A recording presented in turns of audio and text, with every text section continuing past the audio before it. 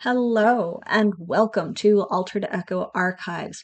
I am Evie, also known as the Disaster DM, and joining me tonight are two lovely faces, Artemis and JD.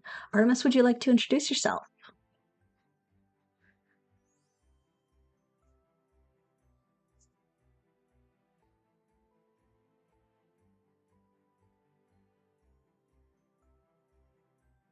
Very cool.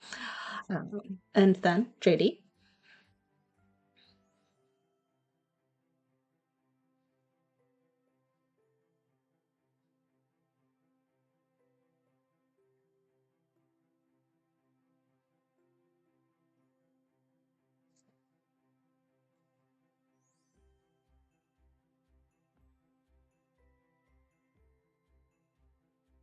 Yes. Awesome. Uh, my pronouns are pretty much any. Just don't call me mommy. But anything beyond that, I also identify as a cactus. Because if you hug me, you might get stabbed with something. That is not a threat for legal purposes. That is a joke. Please understand that, Twitch. Um, Tonight we will be doing the game Don't Critch It Up, which is a Caltrop Core based game featuring my wonderful players. Uh, and it is in benefits of the Dots RPG project. Dots RPG project is an accessibility project, 501c3, that helps to promote accessibility in gaming through creating Braille dice and translating RPG books into Braille for the visually impaired. You can do donations either by taking a little screenshot of that QR code that is in the corner of the screen or clicking on the convenient little button at the bottom of the Twitch display. Um, Moving forward, let's go ahead and set up our scene. It is a few nights before the Winter Solstice in Holly Hollow, where a variety of very cheerful individuals are making merry and decorating and putting up a variety of festive baubles and presents and decor. Those residents know that some of the decor and baubles do have a little bit more purpose to them, as they are meant to help protect from the mischief spirits that live in the woods and the nearby mountains, all who seem to at least somewhat bow to the grinning eidolon, a green, furry, monstrous creature with horns that is known to tromp around in the dark as the days grow shorter. However, for the most part, the town is peaceful. The town is festive. Music can be heard in the air, along with a couple of playful, if somewhat frustrated, shrieks, as in the background you can hear the screams of someone having fallen for a recent prank. Running about the town are our two illustrious stars. Artemis, would you like to describe your character?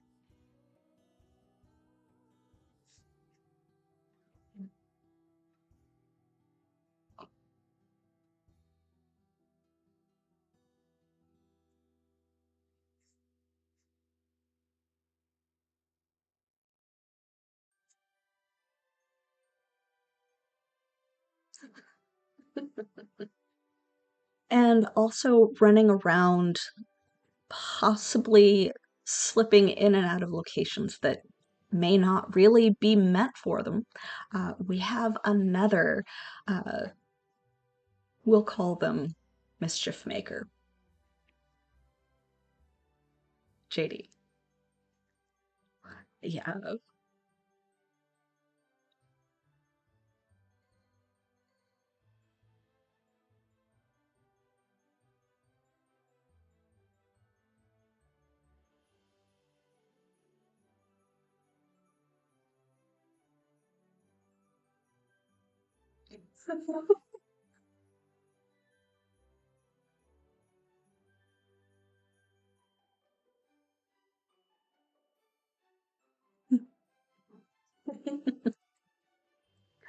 Well, as the two of you run around getting into whatever trouble or fun that you so deem for the day, the rest of local festivities and preparations for the evening commence. What would you say the two of you are doing as the town undergoes its transformation into its most sparkling time of the year?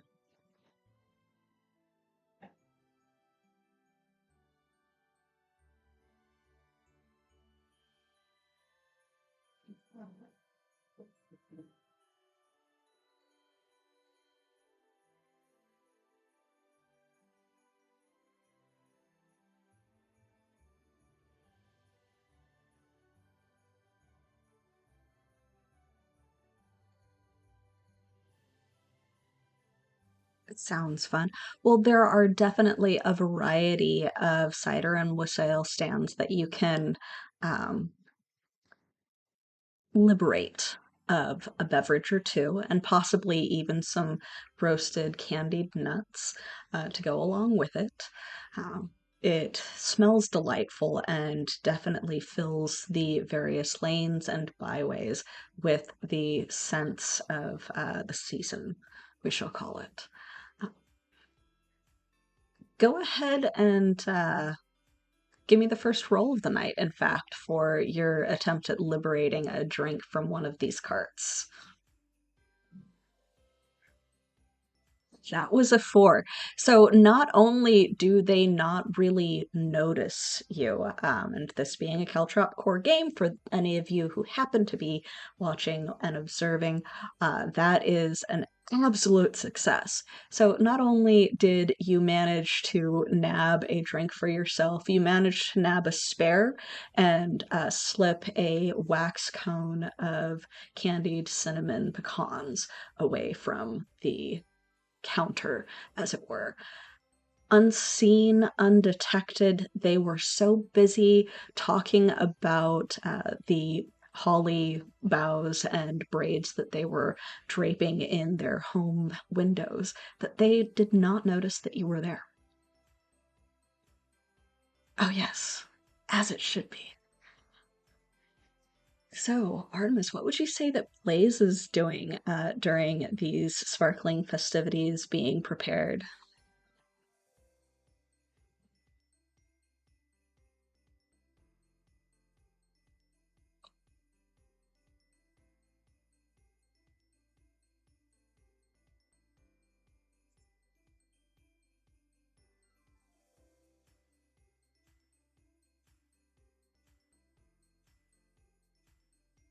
Something to that effect, yeah.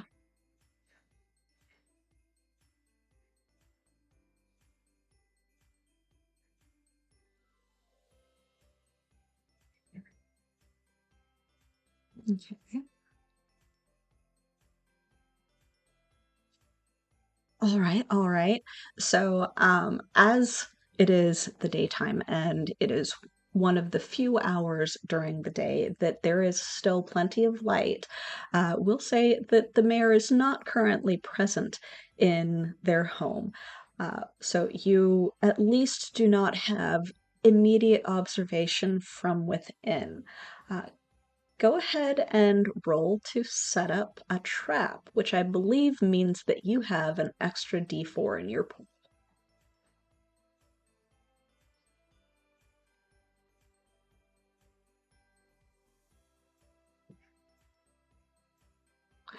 All right, well, we take the higher of the two, which means that at least you do not make the situation worse for yourself.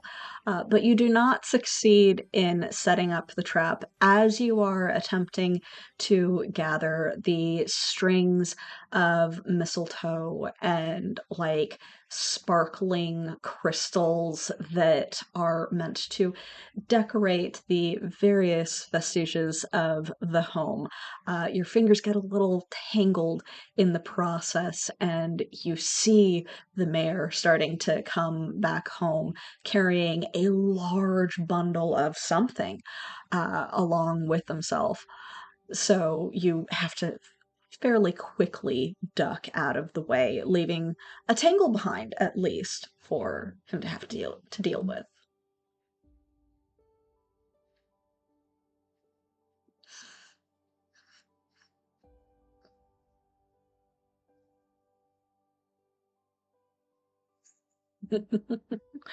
All right.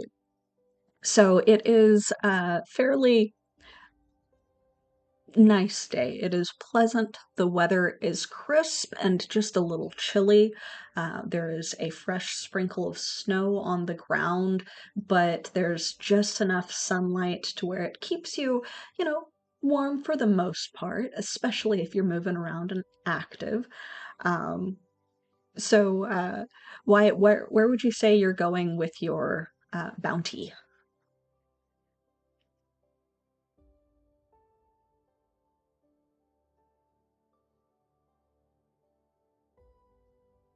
Okay, okay. Um, so you know at least that Blaze has as much of an affection, at least to your assumption, for authority figures as you. So where do you think Blaze would be in this oh so distracted time of town?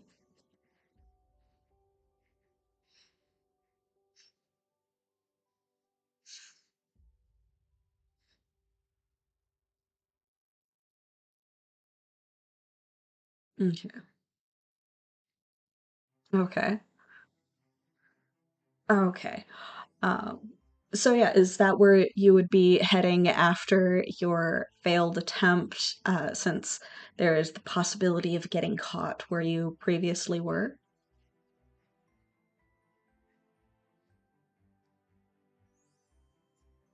Oh yes.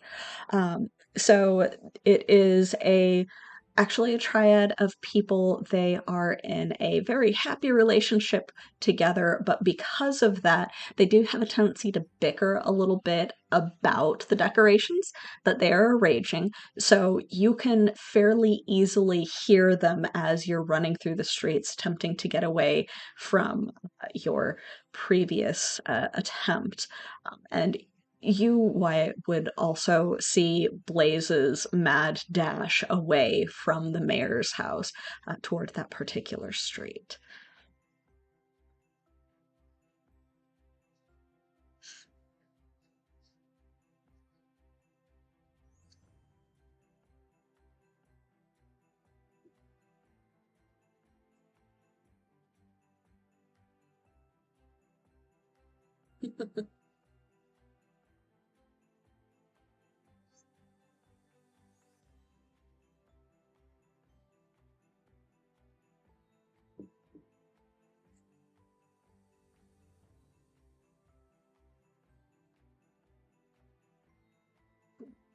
No.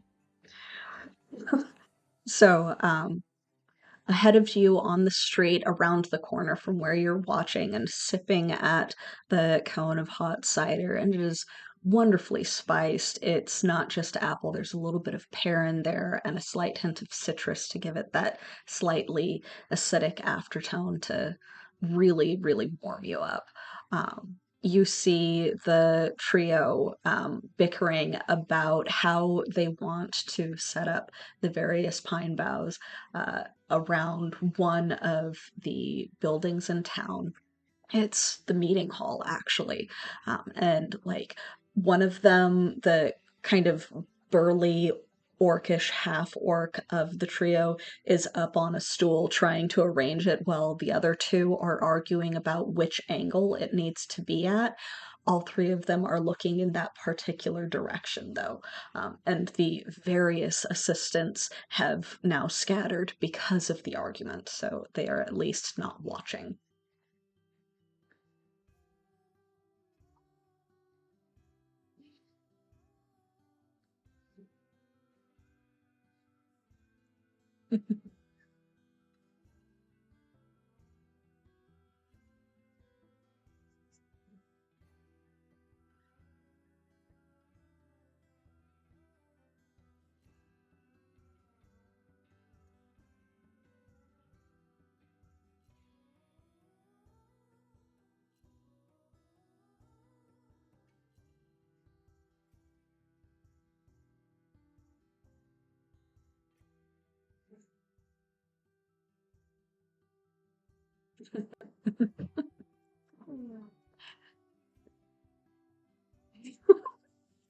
All right.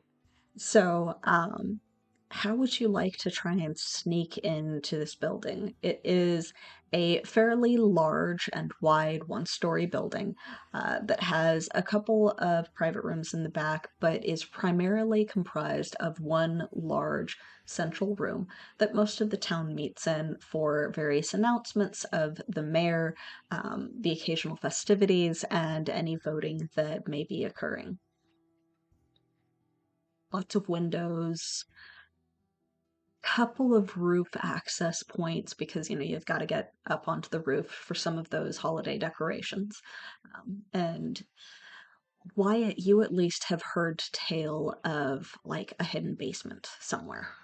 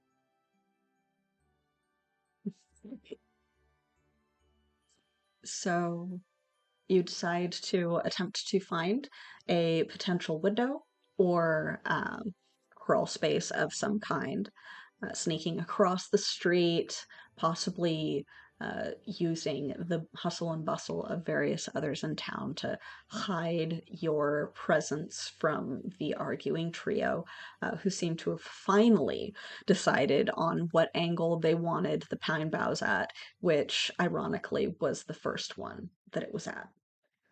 Um, so let's go ahead and roll to sneak and roll to search.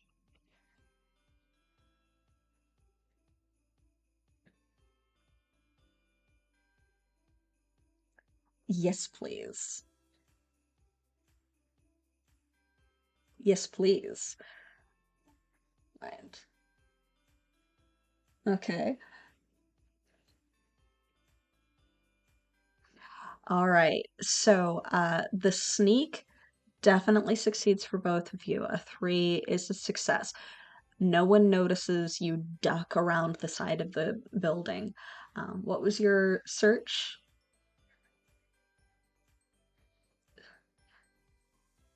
So Perfect. So the situation improves for both of you. Um, by rolling a 4 while searching for this basement, you do see not necessarily a crawl space or a window, but you do see where the ground has kind of been dug up and adjusted slightly from people trying to shovel the snow, and the sign of where the building's wall changes in material for what goes down, because it's very different material that you need for against a wall of dirt versus in the air. So you're able to kind of trace that along the way to one of the windows that happens to be just barely cracked open. And through that, you see just tucked away underneath a table in one of those back rooms, a hatch, possibly leading down.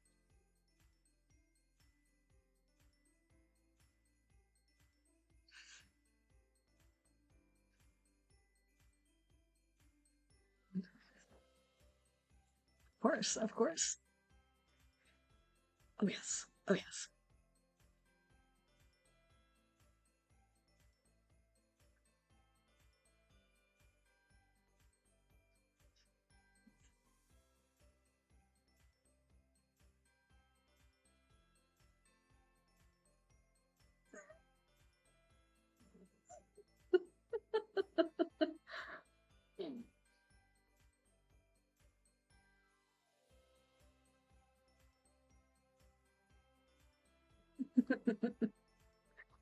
All right, so both of you are fairly experienced little tricksters that can fairly easily slip in through the window. One of you finds it a little easier than the other, being a halfling instead of a half elf.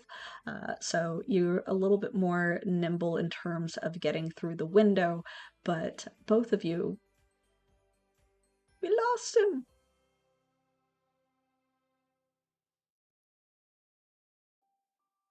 Both of you make it to the hatch undetected.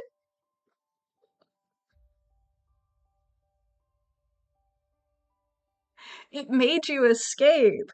All right, it looks like everything is still clear on the overlay. Wow. Welcome back. I hope that everything's okay. But but yeah, so both of you make it through the window.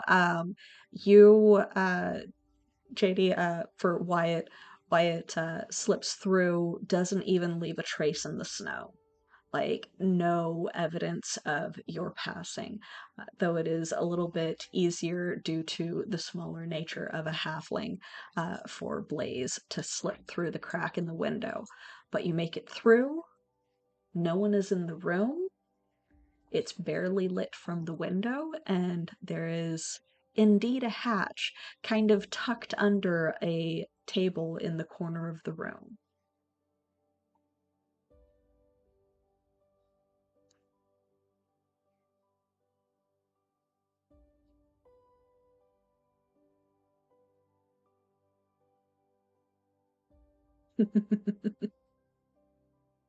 So, who's going to attempt to open it?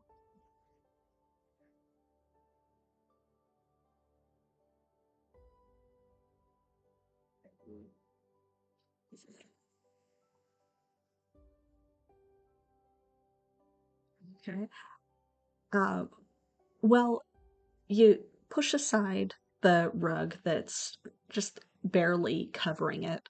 It would not have been an easy spot for anyone less experienced than either of you. Um, but you tug at it, and it's more that it's not used frequently than that it's heavy, so it is a little stuck. Um, so you can either make a roll to attempt to muscle it open yourself, or you can have Wyatt help you, so that it's the teamwork of two.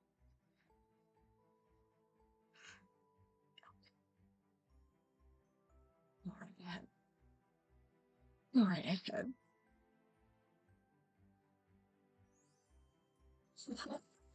So you push aside the rug, Tug, tug, knock your head on the bottom of the table.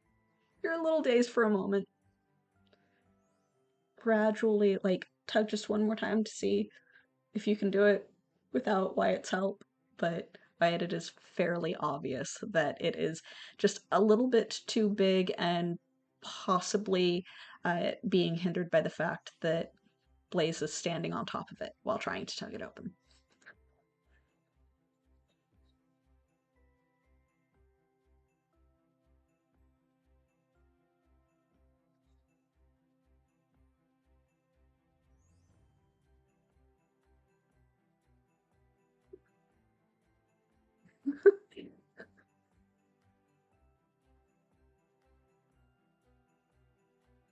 Yeah. So, with that, you guys don't need to roll. Teamwork, the teamwork and a little bit of effort manage to break whatever seal is on this and get it knocked up. And there's even a little, uh, not necessarily stick, but this little catch that allows it to kind of stay open with a ladder that leads down so that it's fairly easy to get in and out. It could very easily fit a medium-sized adult, but so the two of you could slip through no problem.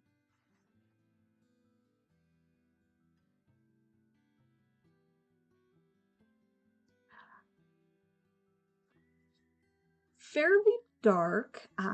Looking through before entering, you would be able to see that, yeah, it is fairly dark, but just there at the edge of what you can kind of see through the opening, there is some light.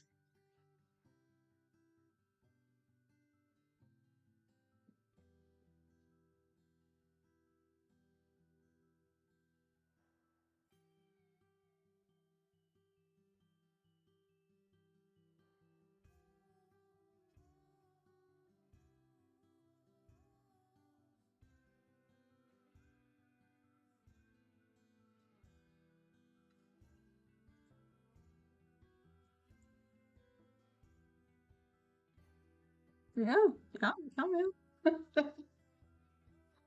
So you slip down the ladder. Do you like do the full on slide or do you carefully climb down? All right, so you get there, kind of check the distance, and then just slip right on down. It's a fairly easy move. You've done it before. You've been in this type of situation before, though perhaps not in this particular place. And stepping out of the way so the Blaze can also join you and looking around, you see that it is fairly dim down here, but it is massive. It takes up the entire footprint of the building. You're not really sure how even it's supported because, like, you've been in a lot of places. You know that a building this wide and this big should have, like, support structures underneath. Just from the weight of the stone floor, it would collapse. But it's entirely open.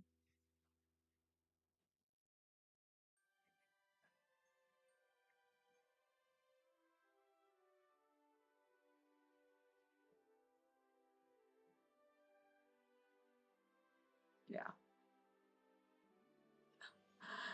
But much like both of you suspected, there is some storage down here. There does seem to be a couple bags of what seem to be some of the food that has been stored for winter. Um, though there's a warehouse for that. There's also extra decorations that are a little bit older and haven't been used in a couple of years, and the light that's just kind of tickling at the edge of your vision is coming from the far end from where you currently are. And it's hard to see because there's some boxes in the way, but something over there is producing light.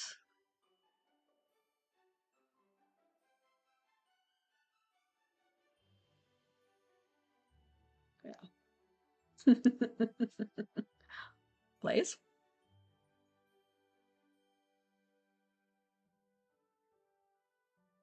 Mm-hmm.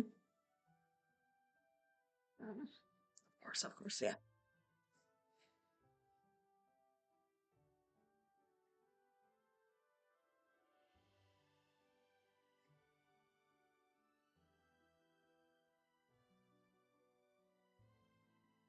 Oh yeah.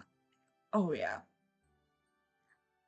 So yeah, they're a little dusty, they're a little murky, but you vaguely remember them from like 5 or 6 years ago. You were pretty young. Um, but they they're there. There's silks and furs and a variety of carefully preserved berries and plants that had been picked for the purpose of using as decoration. There's the occasional bits and baubles like bells and ornaments. There are bundles of various spices that are meant to help make the air aromatic as you're walking around the town. There's just boxes and bags of that stuff. Yeah. And roll for another search to see if you find anything a little bit more interesting, perhaps a little bit more useful. Too. So yeah, like you're pretty sure that there's just so much stuff here. You're not quite sure what all it encompasses because there's boxes and bags of it. There's baskets. There's like preserved pine cones that are kind of glistening in the edge of that light that Wyatt is walking towards.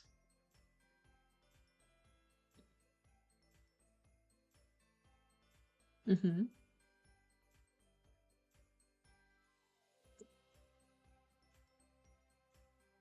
So yeah, walking around the baskets and boxes and various things that are stored down here, you find a large table that you only vaguely remember as having previously been used in a variety of some of the festivals and feasts. And sitting atop it is a single basket with fluff and filling that helps to hold up, quite literally, shining with light, silver, round, perfect, shiny bells.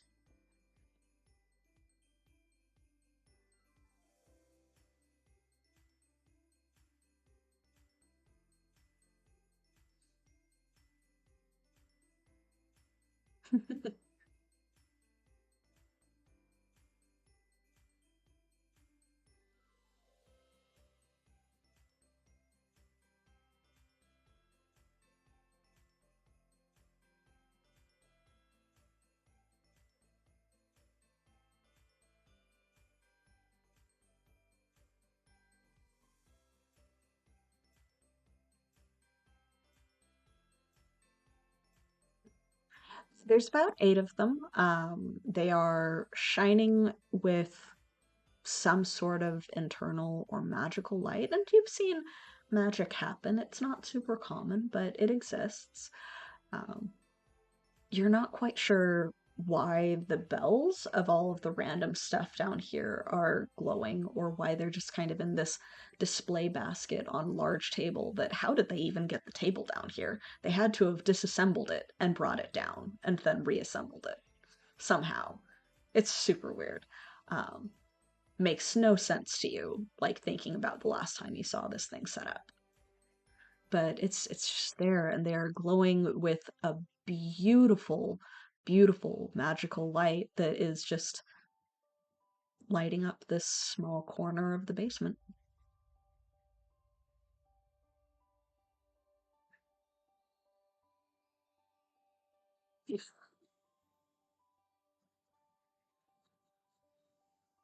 Okay. You reach out and you're almost hesitant, and then a single touch, it rolls slightly against the others, and the entire room fills with a sweet, magical chime of bells.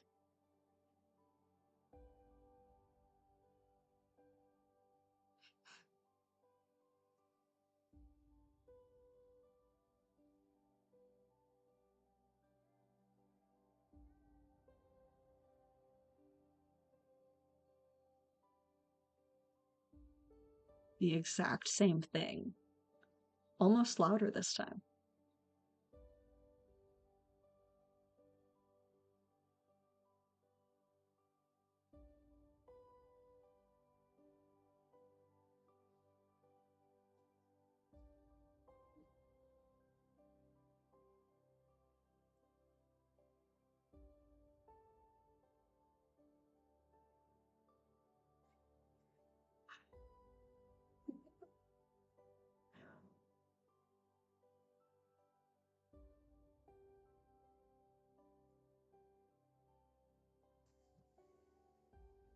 Mm-hmm. Um, as you do, you see the silken ribbon that is on the handle portion of the bell trailing off of it. It's a beautiful, vibrant pine green.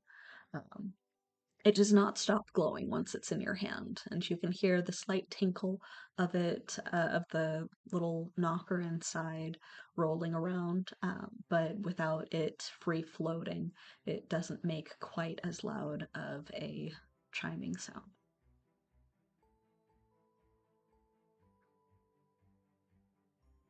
Oh yeah. With them not being muted by being laying against something, it is much more obvious this time. And you listen. The chiming isn't just in the basement. You can hear all of the bells through town ringing at the same time.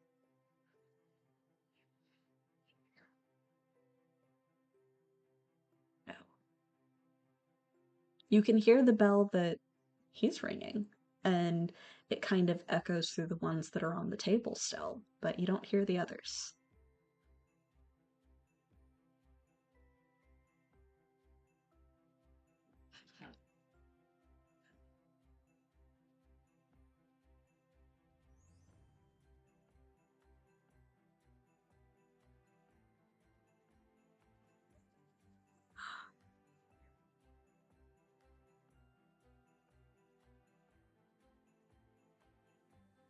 This one has a beautiful holly red ribbon draped from it, and as you do the same thing, you hear it kind of echo and reverberate with the one that Blaze is holding, and you can indeed hear all of the bells echoing through town.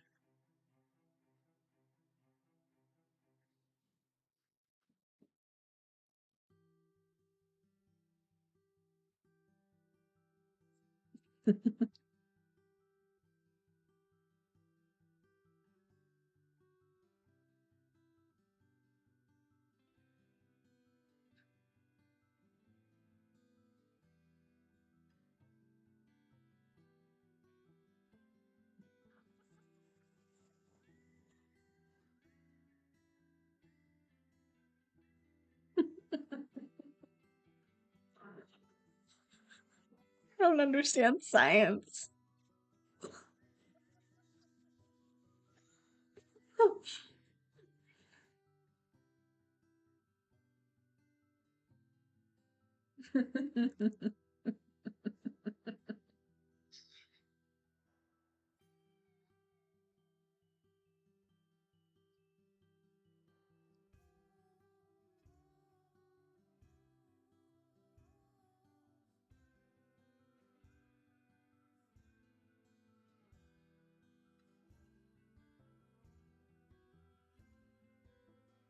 You're the one playing Blaze. It's entirely up to you. You are a prankster. You are not necessarily evil. You do like creating mischief. Uh, but it's like more than anything beyond the it would be theoretically wrong to take something inherently magical from the meeting hall. Why are they in the basement?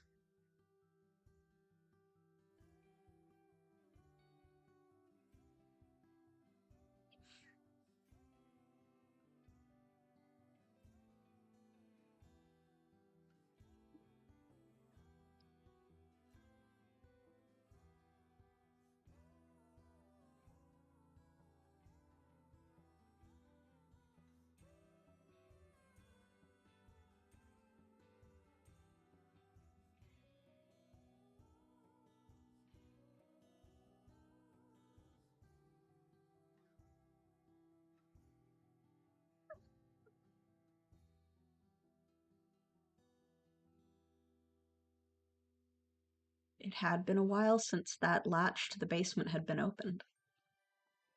It was very stuck. Blaze in particular knows that.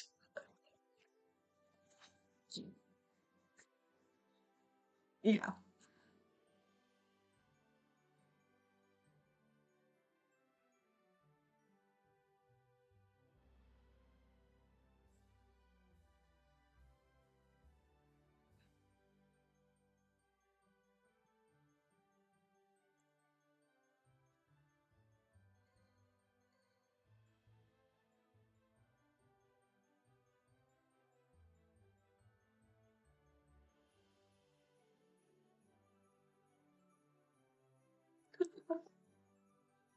You don't feel any particular covetous nature towards it. You do feel warm and safe and comfortable holding it. There is nothing that's like off-putting about it, despite the fact that it is some sort of magical imbued thing that you have encountered, like face to face, hidden in the dark. It's comfortable and it's beautiful, and it's odd that it would be sequestered down here.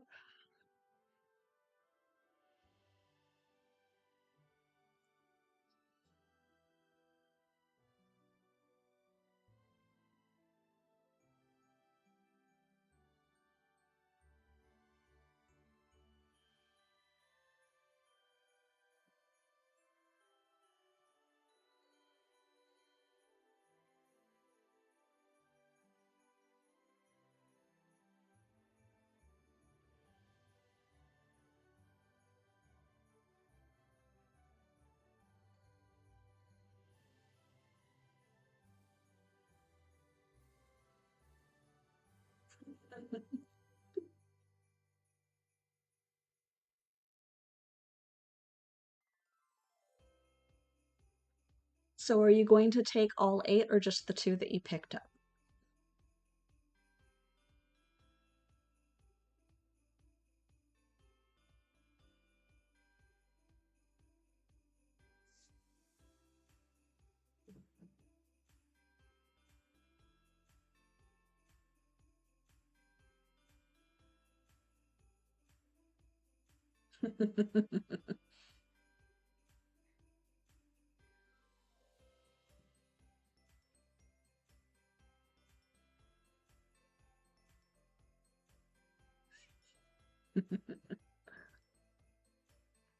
So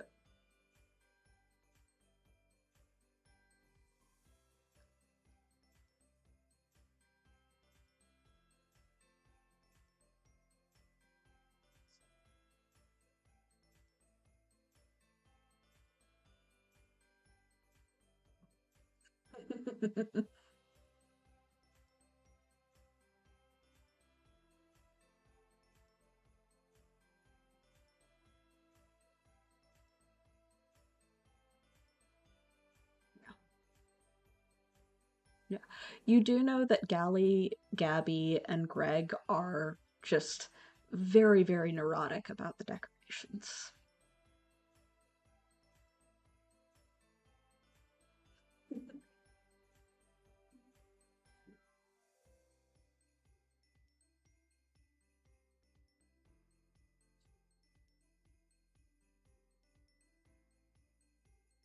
Okay, go ahead and make another roll for search.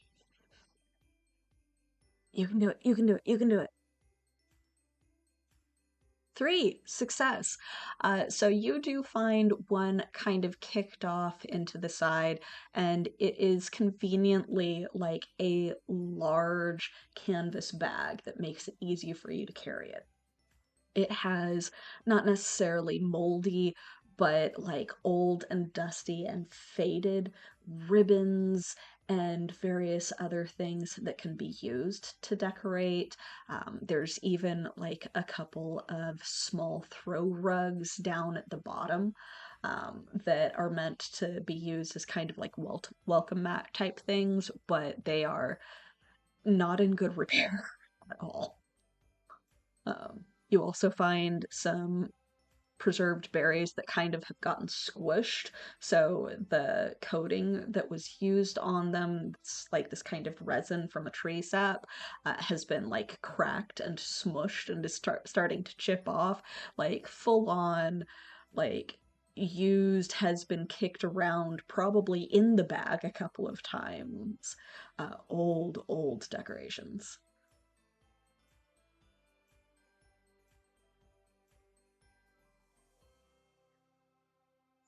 Oh, yeah.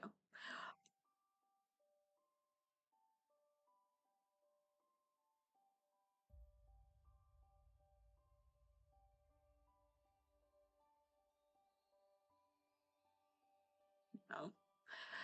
All right. So with that, do you guys sneak your way back upstairs? All right. So, with the couple of bells in tow, possibly tucked within your clothing, where the shining light and ringing noise cannot as easily give you away, and a canvas bag that, in the light of day at least, looks like a faded red that has gone a little bit brown and kind of yellow in certain spots where the dye has come out, full of very old and beaten decorations that either need to be repaired or in some way, like, recycled in some fashion. um, and coming back up, you peek your head out into the alley between the homes, and you see that people are starting to bustle off to a little bit more of their gathering of items and potentially going back to homes as the days do grow short and there's only so many hours of natural light before it starts to get dark. You can see that sunset will probably be in about an hour or so.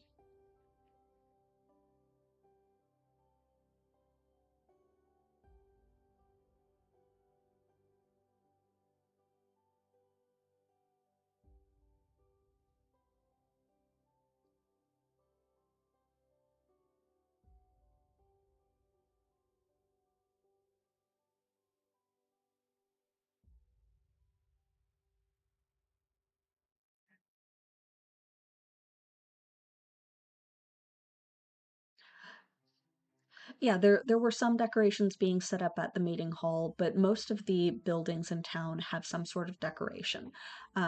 Braided holly boughs, so branches, are common for the bottom sill of a window, which you know that a lot of people believe that the bright berries will attract good spirits, but the sharp leaves will catch bad spirits before they come into the house.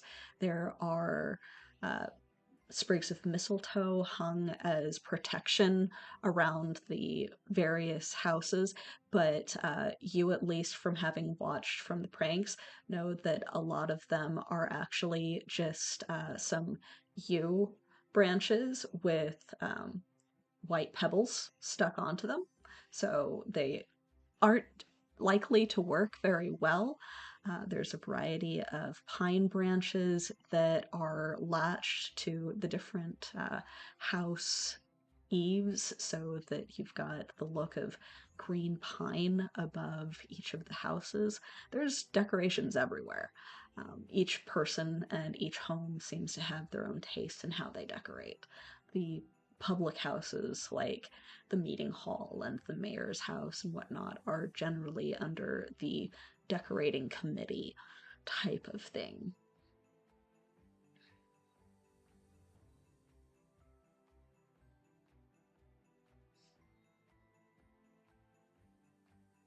Okay. All right. Um, so with that decided, the two of you separate, tucking the bag away where it will not be easily found, and go off to your homes to attempt your innocence with your family. Um, and you're taking the bells with you? Okay. So as you do so, miraculously, people don't seem to eye you with the same amount of suspicion. that you have grown used to. Like, you are known to be pranksters and tricksters that go around and cause mischief, whether or not they are able to catch you in the act. A lot of people know it was frequently you. You don't seem to be noticed with the same reservation that has become common as you move along.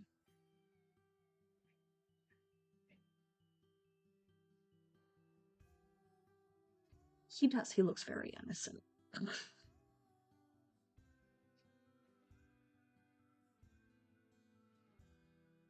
Oh, yeah. Oh, yeah. Um, so after a pleasant dinner, um, sneaking out of the house, you do notice at the end of dinner that your families seem to be a little bit more exhausted from their daily activities, and it has been a very busy season. People are gathering things from the winter stores to be used in the solstice feast, so there's a lot of preparation to be done, but they just seem tired, and most of them say that they are going to be heading to bed fairly early that night.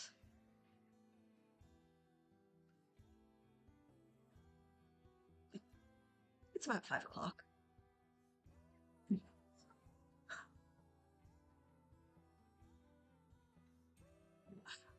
Old people do go to bed really early sometimes. And to you, everyone's old. Um, so Blaze, same reaction of, oh, they're just old. Old people like to sleep early.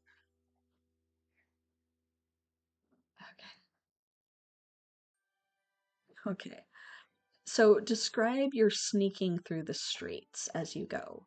You do notice that the streets aren't necessarily deserted, but a lot of people do seem to have bundled themselves up to their houses to stay in for the night.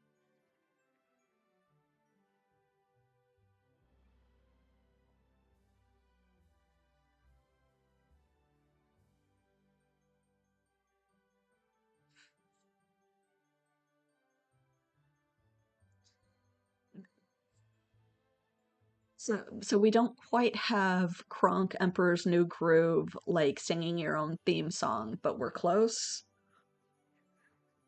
Okay. Uh, Wyatt, how would you say you are making your approach?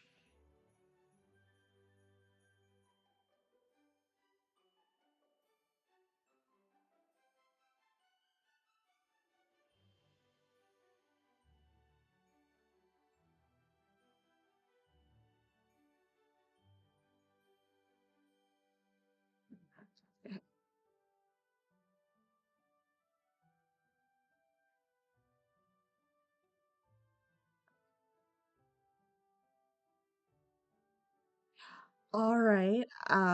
So the slipperiest of boys is trying to give himself a challenge.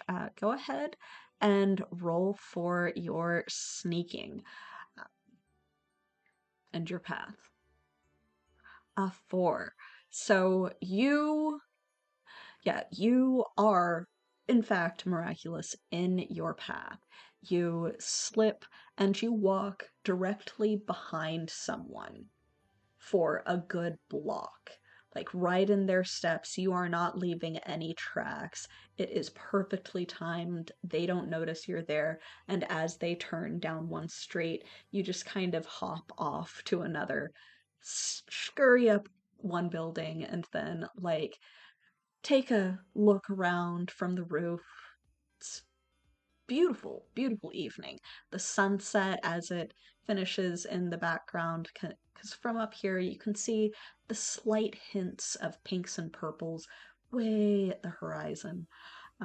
Just like, okay, slide fully down the roof, hop off of it onto a balcony, and then just scurry along. It is a work of art as you are traveling along. Oh, yes. Oh, yes. But you make it back to the meeting hall, and as the two of you settle in and you're like, okay, we're ready, Would you say that you immediately go to work, or are you going to try and plan it? Now, also, Blaze, you did see Wyatt, like, saunter up as if appearing out of nowhere.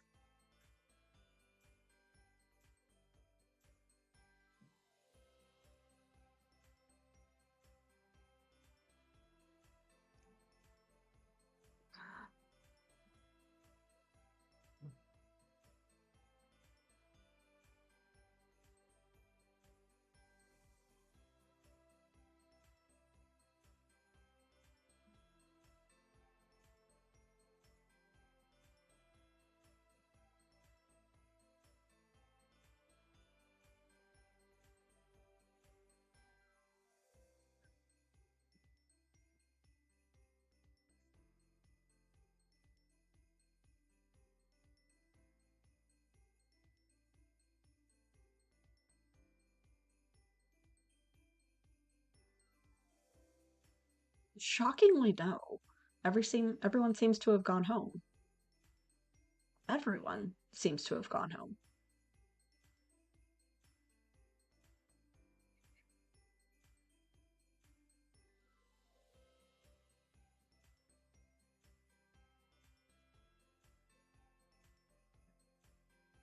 Yeah.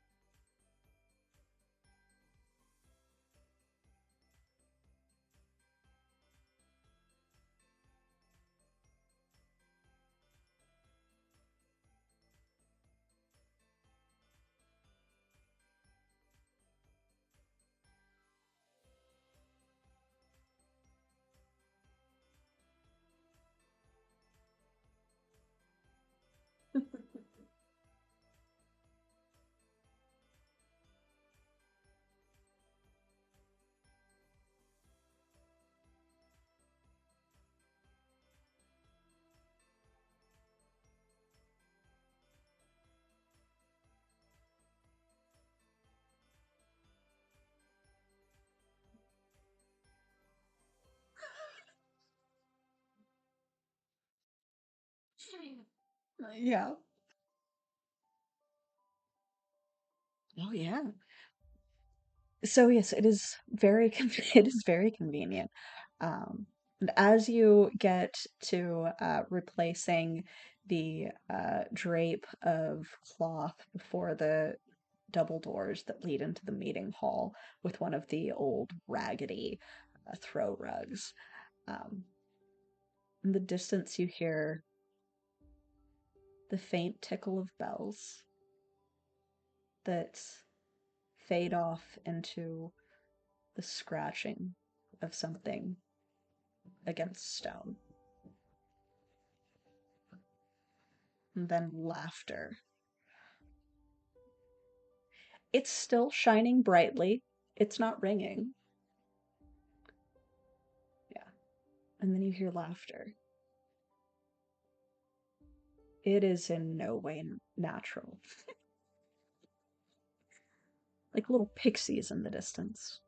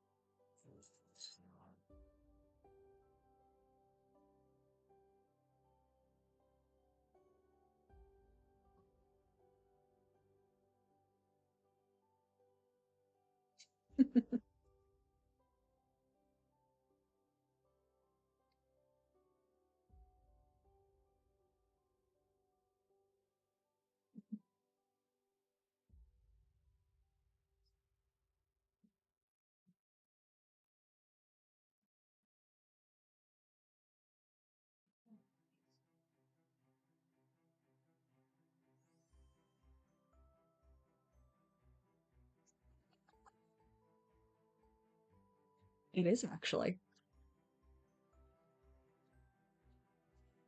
Uh, but yes, so Looking around, you're not really sure where it initially came from. And then looking up, you see that while it had been a clear night and there are still stars in the sky, something that seems vaguely like a cloud that initially, possibly, yeah, possibly that's a cloud blocking out some of the stars, but it moves. And then as it moves over one of the buildings, some of the decorations that were at the top disappear.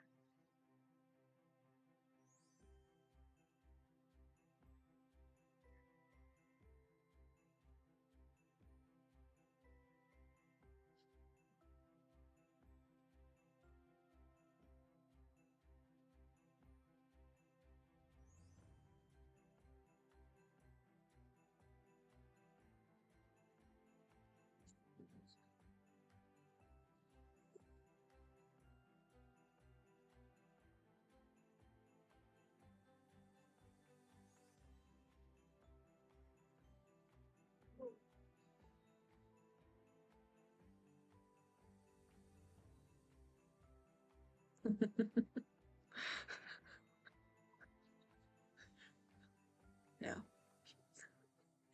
So, turning, you try and track the cloud, and it almost forms itself into a person, a creature at least, standing atop one of the buildings.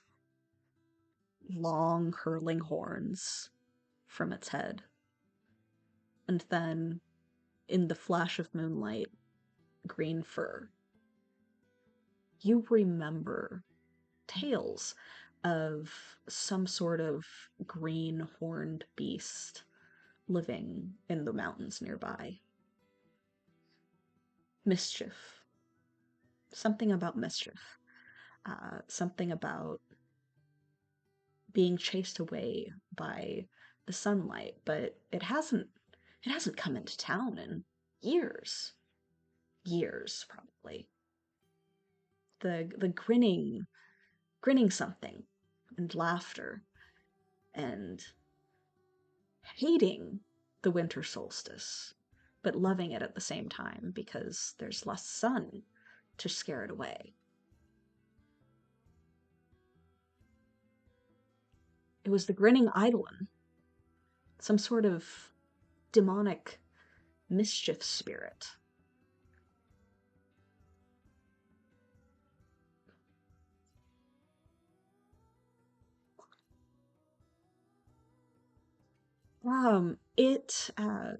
It can't just disappear into smoke on a whim.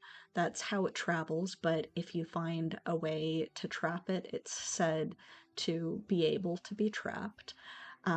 It dislikes red and white and green and blue, like the typical like decoration colors, which is one of the reasons why people decorate the town of Holly Hollow the way that they do.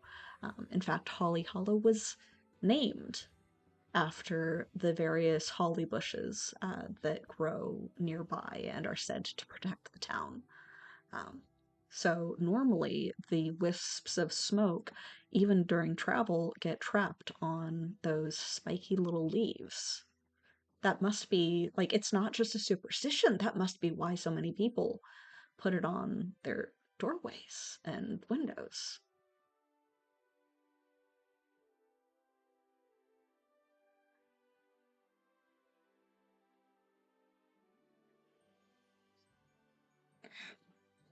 Yeah. Oh, yeah.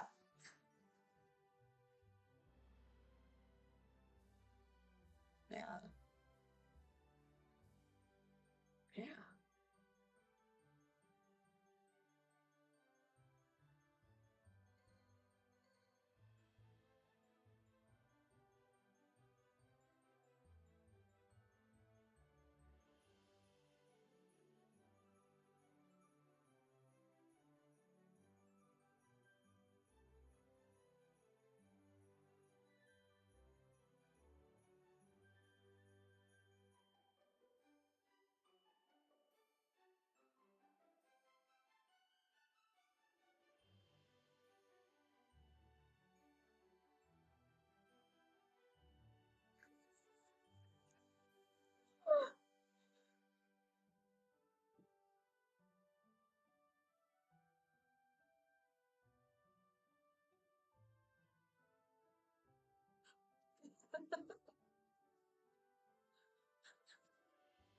Okay.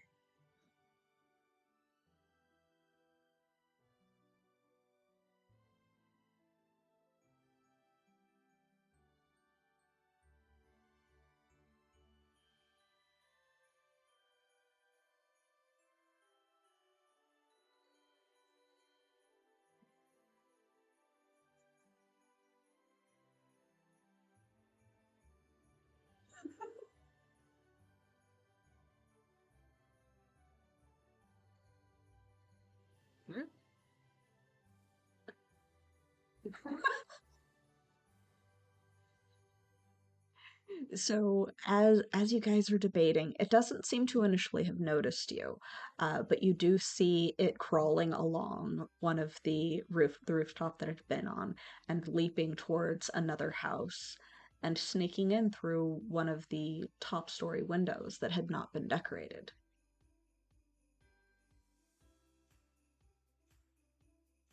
After a moment, it sneaks out in one long fingered hand, hair shaggy and hanging off of its wrist. It's eating one of the apples that had been in their kitchen. It's stealing the food too.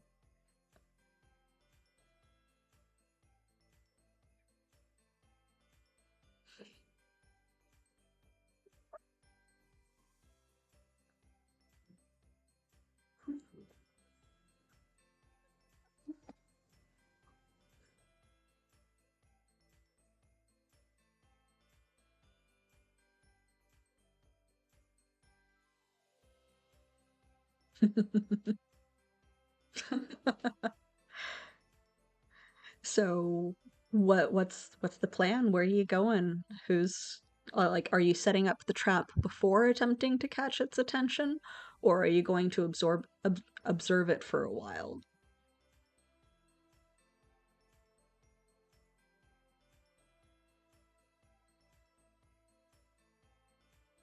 Okay.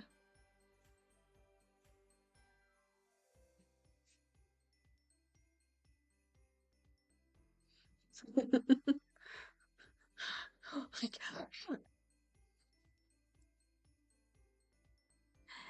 that green shaggy like thing that needs obviously needs a haircut. How dare he? Like, hey, no. how how dare he? Those were my decorations to mess with. Yes. Yes.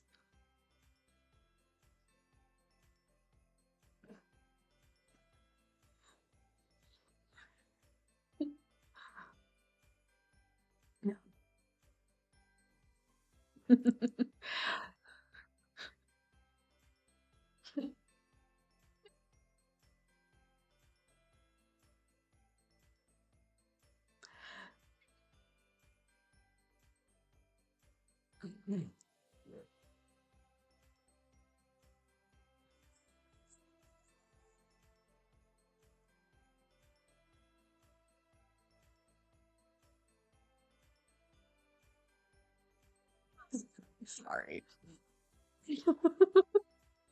But yeah, so observing, you do notice that some of the people that had been in the street, like, that just kind of did the patrol. There are a couple of guards that people can turn to if they need assistance, are like sat against each other, back to back, sleeping.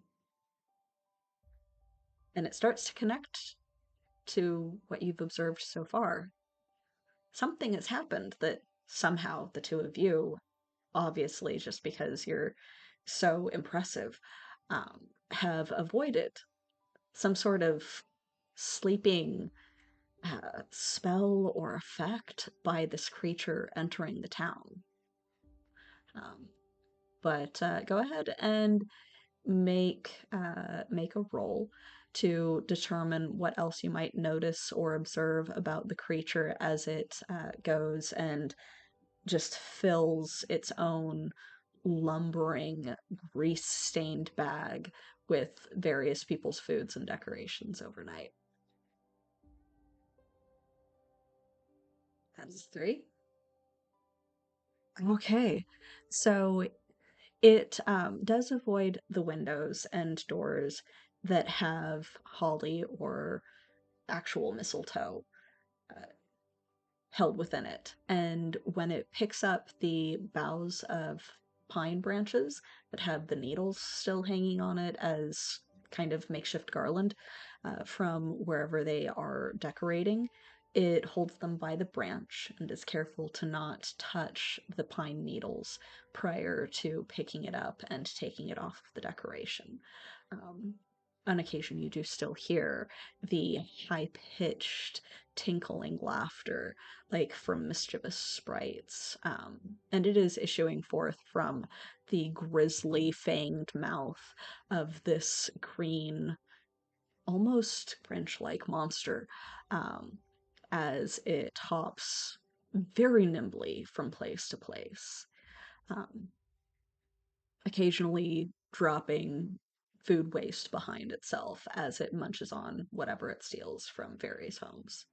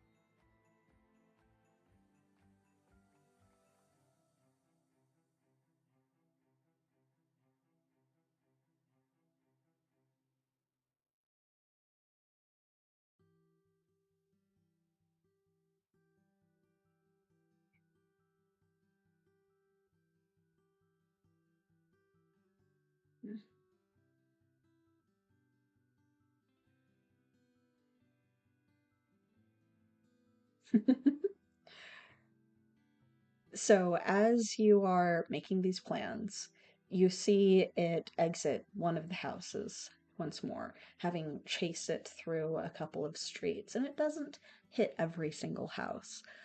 It does seem to have chosen them at random, though. There's none that seem to match a pattern. Um, but grinning up at the moon, wide and distorted, it takes another bite of some random preserved food. It almost looks like an onion this time. Just raw onion. um, so many problems as it does so. And then it cackles again, and you faintly hear, "And I'll return another night."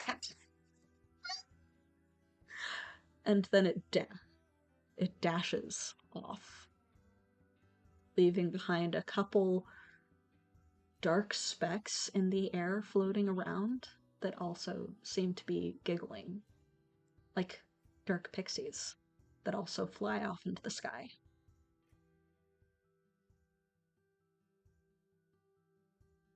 It's perhaps 10 o'clock now, almost 11.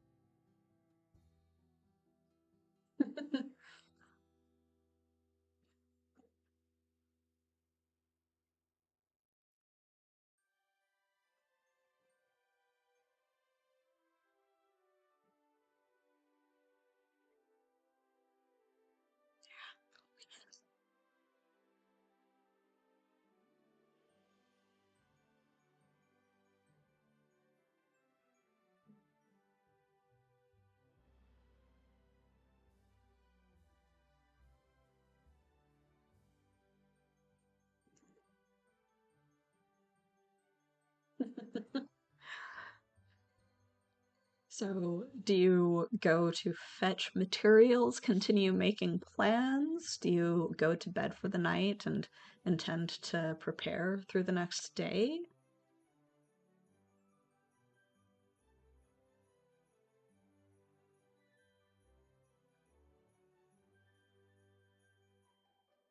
Mm-hmm.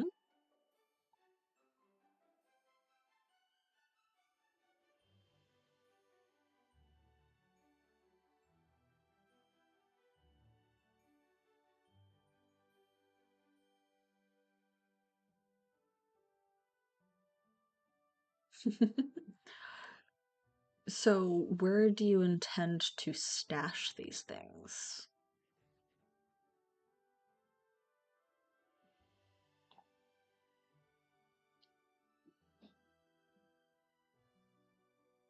You can say that you've got a hideout.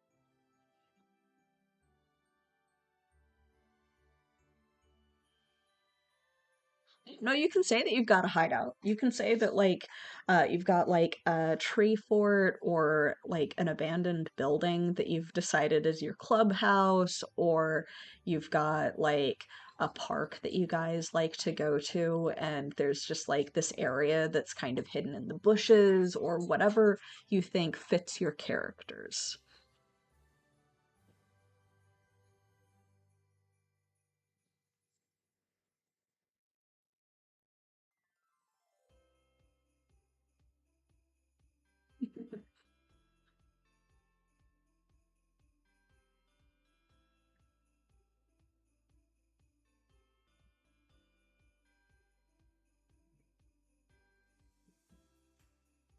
Okay.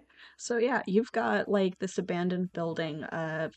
Small family used to live there, but they kind of married into others and just no one has moved in since. So it needs a little bit of repair. Doesn't have a lot of decorations up currently, but it's somewhere that you regularly hide out in.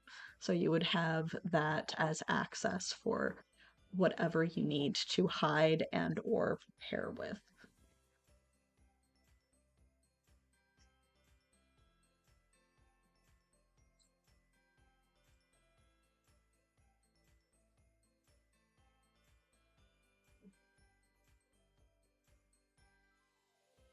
Okay.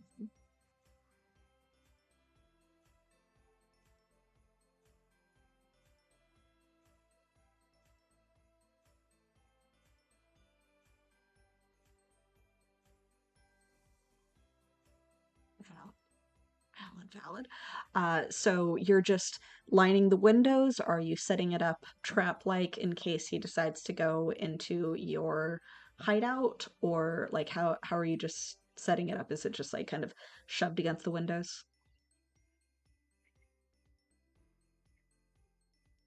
Okay.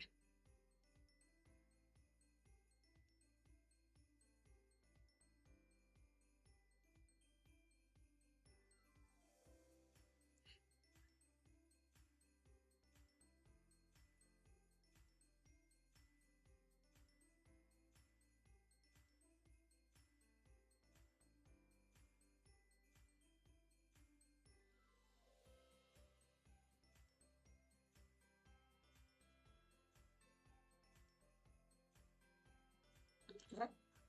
So yeah. You've also got like some like somewhat damaged but still comfortable, like cushy furniture for you guys to just kind of throw yourselves on after a successful prank. Like at least one of you has like a pallet there that you've made up to sleep on for when you like need a nap or if you decide to go camping away from the family. Um, it's a full on like what any kid dreams of when they are a little kid as their hideout.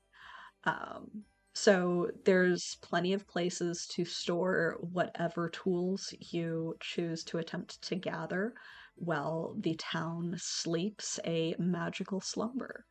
What would you say you are gathering?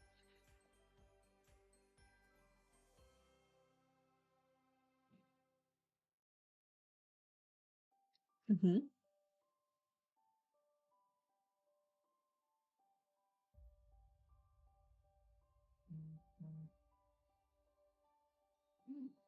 Hmm.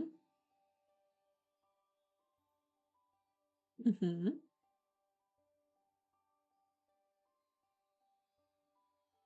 Hmm.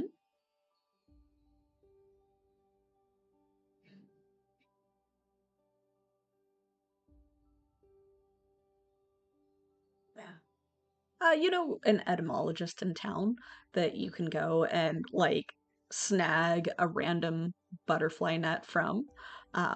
And while you would have to like find a way to break into the house to get to it, at least one of you would be able to try and figure that out, having accessed places before.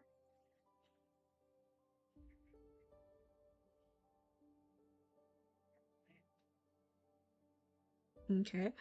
Um, And then, Blaze, you also have set up like tar and feather type of traps before that make things sticky and hard to let go. So if you want to try and pick up some various things like that, like sticky tree sap to try and stick things to this guy, you are more than capable of acquiring a variety of fun, like Home Alone type gag things to throw at your enemy.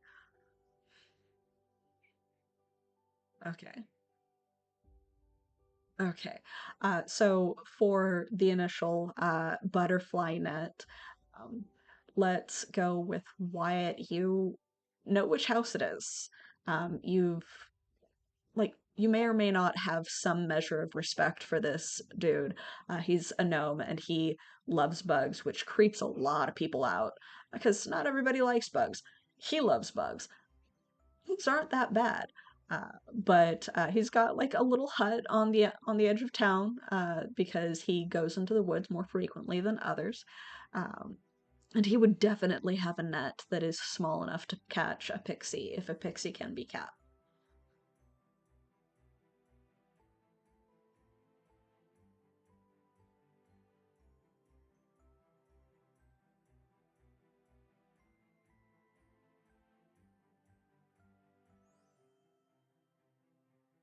Okay. Okay, okay. All right. So you are attempting to sneak into a house. I believe that being extra slippery, you get an extra die for this.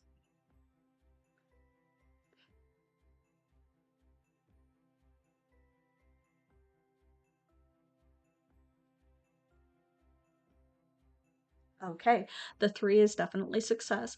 The first window that you check is locked, and you're afraid to make too much noise because you don't know how effective the spell or effect is without the Eidolon in town.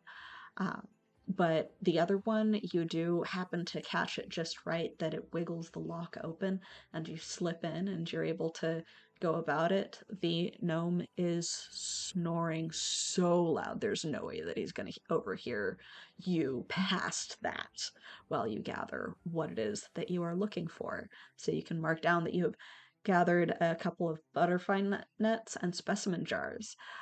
For your search of prank items slash trap items, I will go ahead and said that as a master prankster, you would have an advantage towards that as well, Blaze. So go ahead and roll for how much you are able to gather over the long hours of this first night.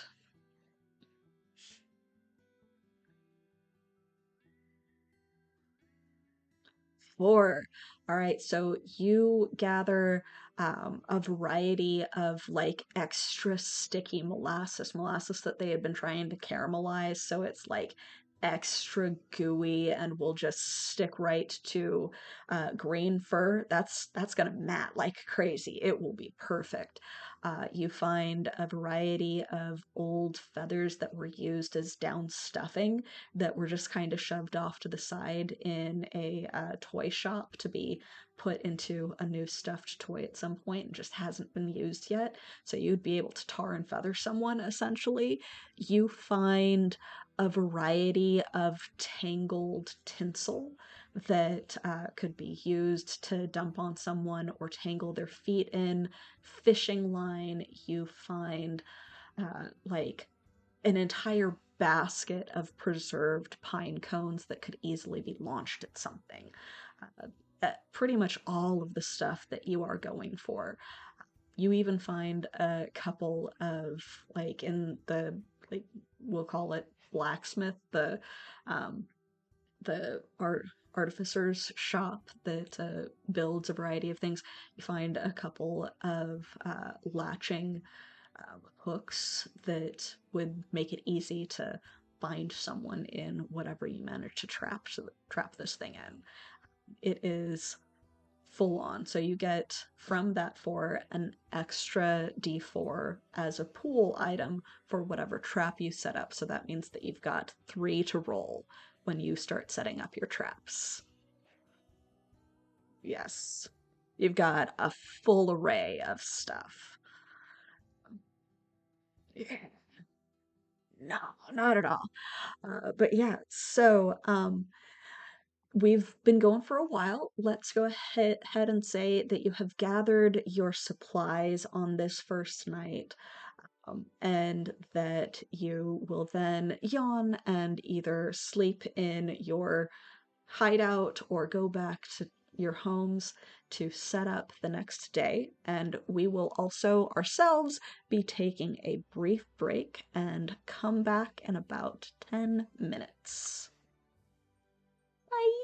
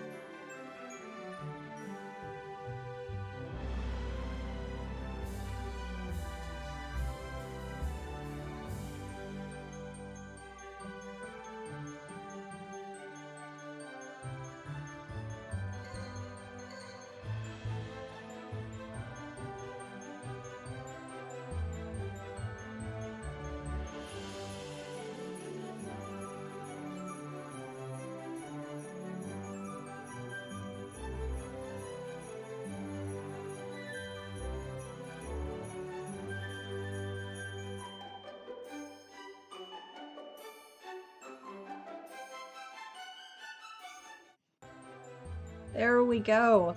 Hello and welcome back. We apologize to anyone who might be checking out that first half. I might have had a little bit of a fuck up with the sound, but everyone should be able to hear everything now.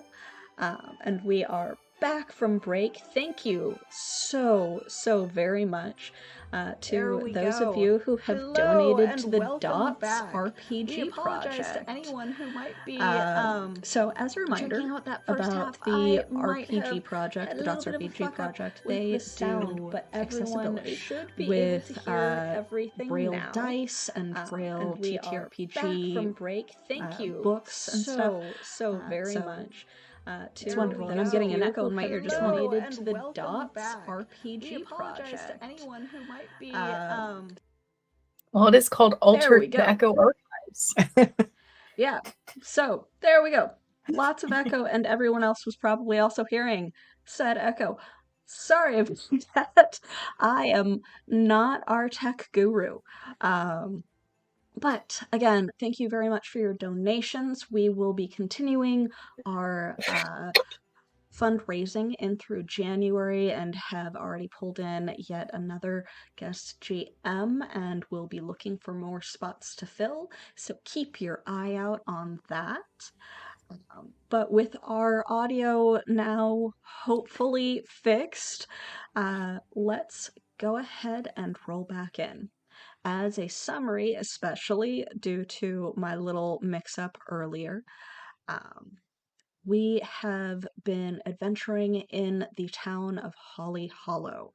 It is a day or two before the Winter Solstice, and our illustrious and somewhat mischief-making duo have, after exploring the town, failing a prank, succeeding in another, managed to find their way into the basement of the meeting hall and found a variety of interesting things down there, including old decorations, some musty and damaged that might have been acquired for further pranking purposes, and these mysteriously glowing magical bells, two of which they have gathered unto themselves.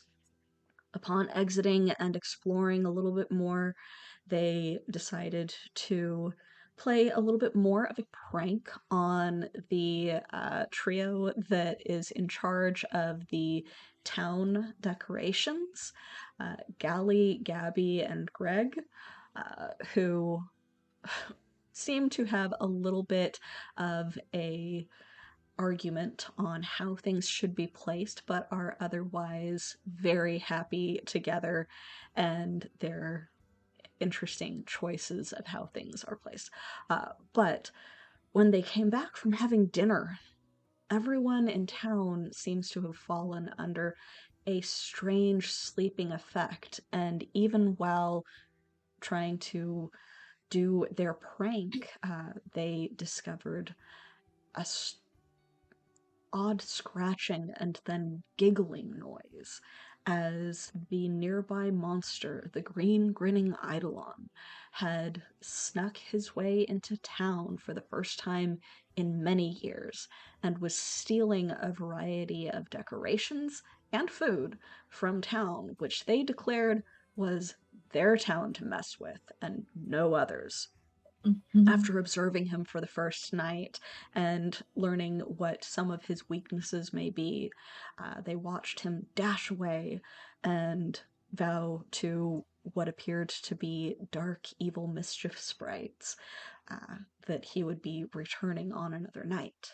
So they gathered a variety of supplies, butterfly nets, specimen jars, and a number of pranking implements, including blankets and other things that they could potentially trap this monster with, to stash away in their basically home base, their little abandoned house that is their hidden clubhouse.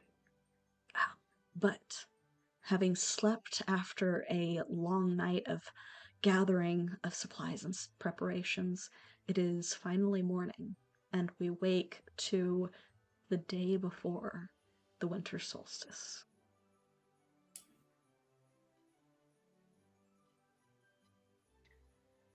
So I've got to ask you, Blaze, did you spend the night in our hideout? Because I think Wyatt would have.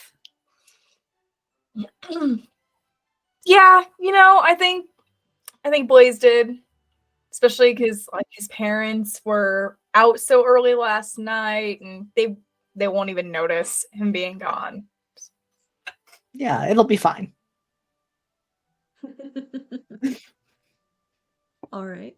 So you guys wake up to the morning. It is fairly late. You guys stayed up to a decent hour the previous night.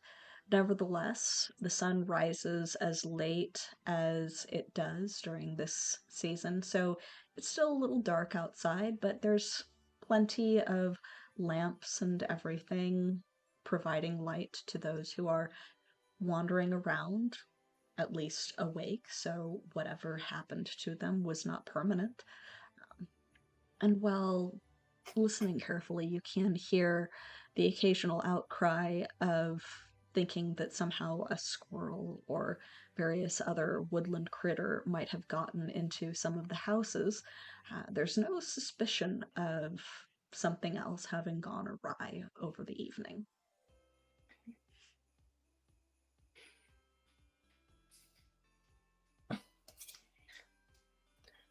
Well, how did you do supplies-wise? Did you get everything that you were setting out to get? Yeah, I got a couple of butterfly nets, and I got some specimen jars too. Ooh, those will be perfect. Yeah, because you wanted to catch one and keep it. Mm-hmm. Yeah, my own personal pixie in a jar. What could be better than that? It's so cool.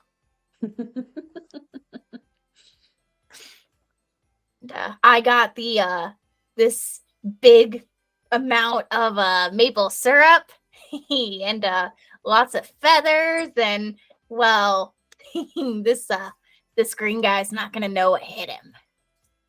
I don't know exactly what you're going to set up with that, but it sounds great. I trust your judgment. It'll be a spectacle for sure. I love a spectacle. So, what do you guys intend to do with the entire day set out ahead of you? And now apparently having ducked going back home.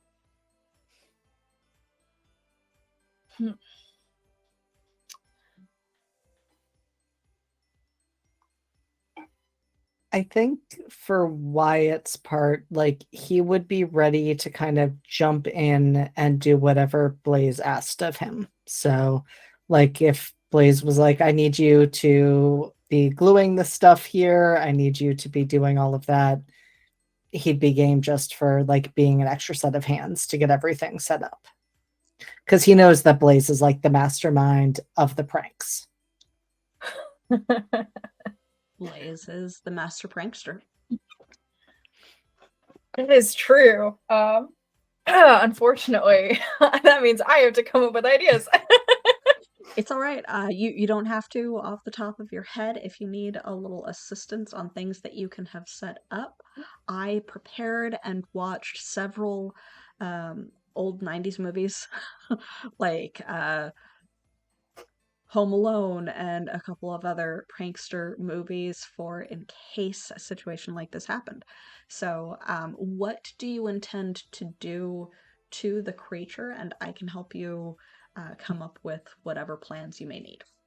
All right, so we've talked about doing the like catching it in a net, very classic, classic net trap, and then utilizing some of the pine and the holly inside that net to kind of act as like an extra layer of reinforcement, keeping it in there. And we have 3 different options for what can serve as the net. We have like the actual giant fishing net, and then we have, I think, a burlap bag, and then I think we had like a blanket or tarp or something. Yep. So I think like if we just take some time to kind of like test out those 3 and see which one seems like it would work the best. Or we could even set up multiple traps around because we don't know for sure where he's going to be. Yeah, it would probably be best to set up a couple of different traps, which you will have to do by sneaking around since everybody is still awake at least. But by testing them out, you would at least know that, like, a burlap sack, you would have to, like, full on drop from above and get it over the figure for it to work, because most burlap sacks are not like the size that you can catch a horse in, which, while it is only about the size of an average, if slightly gangly orc, is, still decently sized. So it could fit over him just with effort. Um, so a blanket or the net or things like that would probably be better, though you guys would easily have some fun trying to bag each other while doing your tests. I was like, there has to be a montage of that. There just Oh, has to yes. be. Oh, And Blaze yes. definitely makes the first attack with the burlap sack. It just goes for Wyatt. Testing it out. Yeah. So it really is. It's a full-on, like, 12-year-old mischief makers having fun with their rival in their clubhouse, like chasing each other around, trying to tackle each other with a giant burlap sack, occasionally directly into some of the furniture. Um, it's fun and lighthearted, and then eventually you're just like, okay, fine, fine, fine, fine. This one actually worked, though. And you're able to get around to coming up with some other traps. Trip lines are fairly common and easy and can serve to disorient people, because as they're tripping around, they might trip into a different trap, so sort of as a setup, even if they happen to jump over it. Other things like tarring and feathering someone, especially if you aim for the face or where they are observing their surroundings from, can prevent them from seeing other things. Doing things to tangle his hands makes it easier for him to easier for you to have him accidentally touch things that he may not want to, or not be able to work his way out of a net that you drop on him or gather up around him. If you want to use, say, the blanket as the floor trap of cartoon, like up into the air and swinging from a post, that would probably work a little bit better than an actual net, because, like, parts of him would slip through and you can climb out of that more easily. Nets are better for dropping. So that's a couple of different methods. You saw him mostly traveling via, like, the form of a dark, shadowy cloud, or crawling over rooftops and around building sides and through windows. So up is more reasonable in terms of trying to set up a trap, as opposed to down in the alleyways and on the streets. Okay. Also, there's always the just throw things at him and hit him with things until he goes away method, which can be like plan B. I wonder if we could draw him into a specific area. Maybe we steal some treats. Sorry, borrow some treats. Borrow some treats from the holiday feasts, and pile it all up in one spot. And then we can set up a few different things. Like, I'm thinking a bucket somewhere that could dump some of the maple syrup, but I kind of want multiple of that set up. So if he doesn't go to one way, like, we've got multiple angles covered. And then after the maple syrup falls on him, we can do a combination of dropping a bunch of feathers on him and also either a tarp or a net. I like it. I know the rooftops pretty well, so if we're wanting to get up high, We could probably do some scouting and find a good place. He does seem to like the rooftops. All right, that's all you. Find us a good location. I'll find us a good rooftop. Okay. All right. You're going to find a good rooftop. So, that plan in mind, where in which direction would you say each of you are heading? Like, are some of you or one of you going specifically to the rooftops to scout, and then the other one like trying to set up the pieces to carry to the trap? Or are you going with Wyatt so that you can help him pick out, okay, this is a good spot versus that's not a good spot, it just happens to be easy to access? What do you think, Wyatt? Should we stick together for now, or both be working on different things?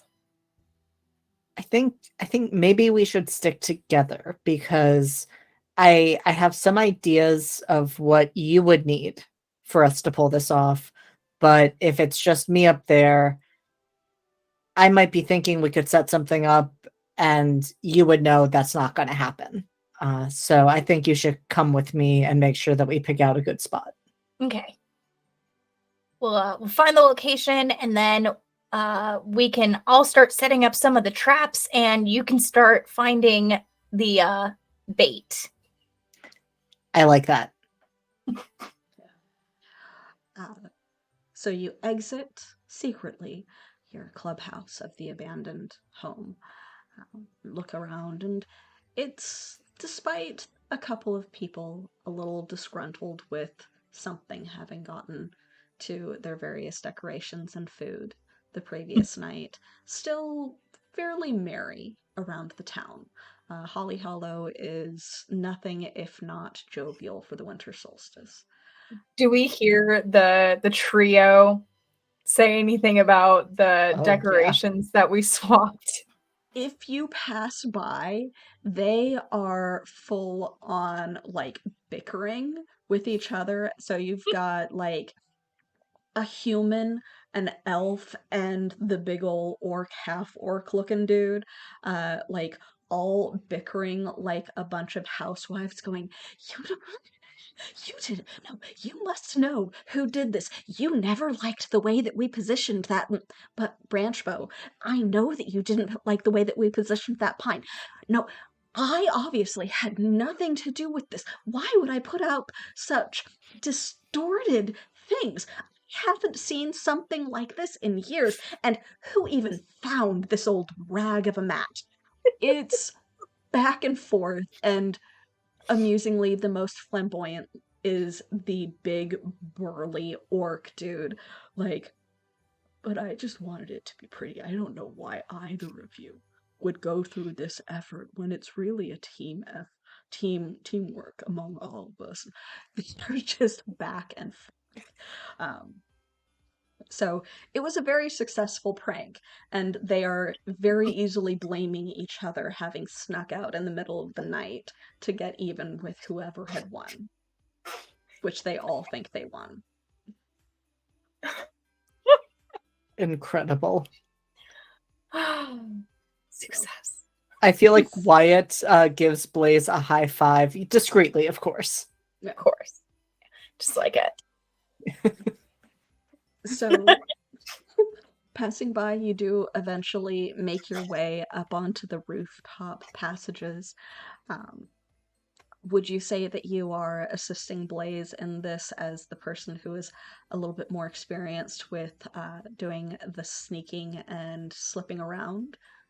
What? Definitely. Yeah, I would be just giving advice on like, step there, no, don't step there. This is the best handhold. This is the best way to get up without anybody seeing us. And Blaze is like kind of muttering to himself about this because he can't like concede. He can't just acknowledge like flat out like, oh yeah, you're definitely better at this. But like he is doing what Wyatt tells him to, but he's unhappy. Yeah, like okay, and trying to make it obvious that he definitely knew that beforehand. Yeah, for sure. Okay, perfect. But yeah, so like as you get up onto the roof, you do see the argument between the triad gradually lessening, and they all kiss and make up and decide to go get some mulled wine before fixing the issue that they cannot agree who did it. But exploring around, let's go ahead and have a combo roll between the two of you to find the perfect spot to lay your trap. 3. 2. 3. All right. And was that with your master prankster advantage? No, it was not. I dropped my other dice. I cannot find it. Wait. Roll the other one. Oh, I rolled a 3 again. So they were So both 3. Very, very much a 3. All right, so you make your way around, and the most elaborately decorated house that, again, doesn't necessarily have as many decorations around the top floor windows as on the bottom, does seem to be the mayor's house that you had been attempting to prank the day before. So probably going to be a decently prime target. And there's a couple of locations nearby that could be fairly easily set up for your traps. There's a few chimneys that are close enough together to where you could string things between them pretty easily. There's also some conveniently placed large trees that could be used for hiding in, and or the springy boughs of them, the branches, for launching a variety of projectiles. So you found a fairly decent spot, and you can probably test it out by launching a snowball at your friend. Definitely gonna do that. So yeah, you roll to dodge slippery one. With my advantage from being slippery. Yeah. All right, that is a 1 and a 3. A 1 and a 3. All right. Luckily, it wasn't just the 1. So you almost slip, but that helps you dodge out of the way, just barely, of the snowball aimed right at your face. Just checking the range over here, and also your reflexes. Yeah, like you've got a pretty clear path for anything that you happen to be throwing. And I feel like Wyatt just like matrixes his way out of the way of the snowball and is just like, yeah, I could see why you would want to test that out. So jovial, so understanding. Always. All right. So yeah, you've got your perfect spot to set up in. There's a couple of others that you could set some pranks into. In the meantime, Wyatt, are you gonna leave Blaze to it and go look for some stuff to entice the green grinning eidolon? Yes, I'm gonna go see what food I can borrow. Borrow. Yes. Borrow. Yeah.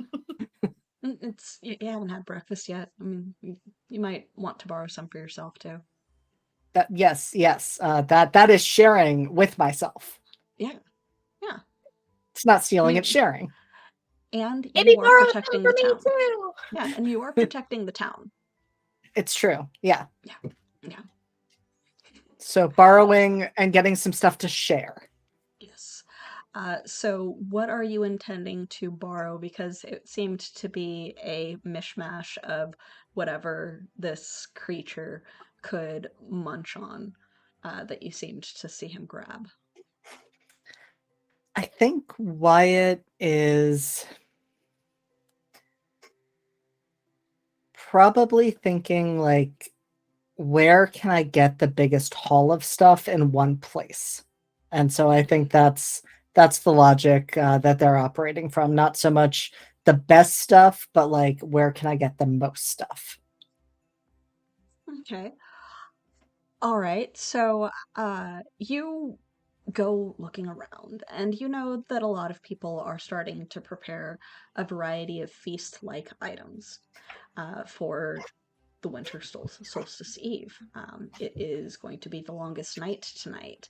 Uh, People will have their meals and do their various familial and neighborly celebrations. So, a lot of people are probably cooking. There's probably food being transferred through the streets on a fairly regular basis.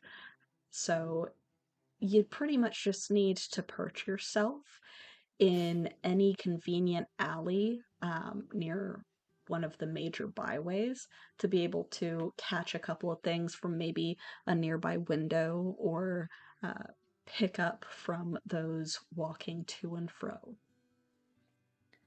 Yeah, I think that is exactly what Wyatt would do. Okay, go ahead and make me a roll for what you attempt to gather. That's not great. That's a 1. It's a 1. All right, so in the process, you are caught. So you have gathered a couple of apples because you remember that was the first thing that he grabbed. You also have a steaming cranberry pie in hand as you go and attempt to grab a couple paper bags of fresh baked bread. And one of those constables that you saw napping the previous night sees you and comes chasing after you. I'm running. You're running? You're running? I'm Do you drop running. everything or do you just run? No, I'm holding it and I'm running. So you've got like apples in a couple of your pockets, you've got a pie in one hand, a haphazardly grabbed bag of fresh baked baguettes in another, and you're just like as you're running. 110%. So your hands are a little full. It's not going to be easy to climb. So let's do a little bit of a chase scene. So you've got this lumbering guard chasing you down, and in the distance, you faintly hear the ringing of a bell and someone going, "Get back here, you little thief!" Blaze. Oh no. Yeah. So, chasing you around a corner, down an alley, is this still somewhat sleepy looking guard lumbering after you. And it is a lumber. He's breathing hard. He is not meant to chase children. You run around a corner. Let's do your first dodge of his grab. Okay. And you said Blaze hears this, right? You hear in the you hear the ring of a bell, and then you also hear in the distance someone shouting, "Get back here, you little thief."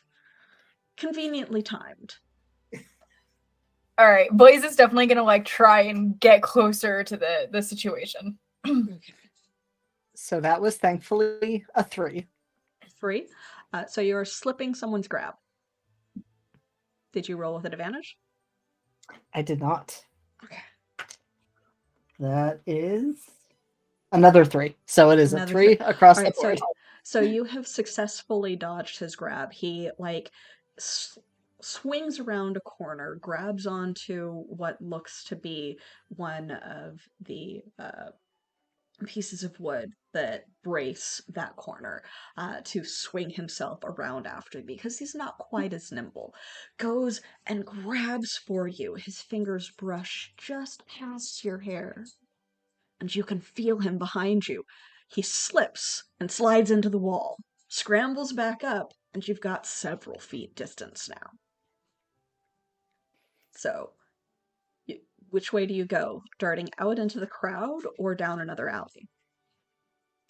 I think down another alley. And I think like as Blaze does that, he definitely calls over his shoulder, "Too slow to catch me." Run as fast as you can. You can't catch me. I'm the slipperiest of boys. But yeah, so he does scramble up. He's limping a little bit because he landed on his hip during that slide in the ice.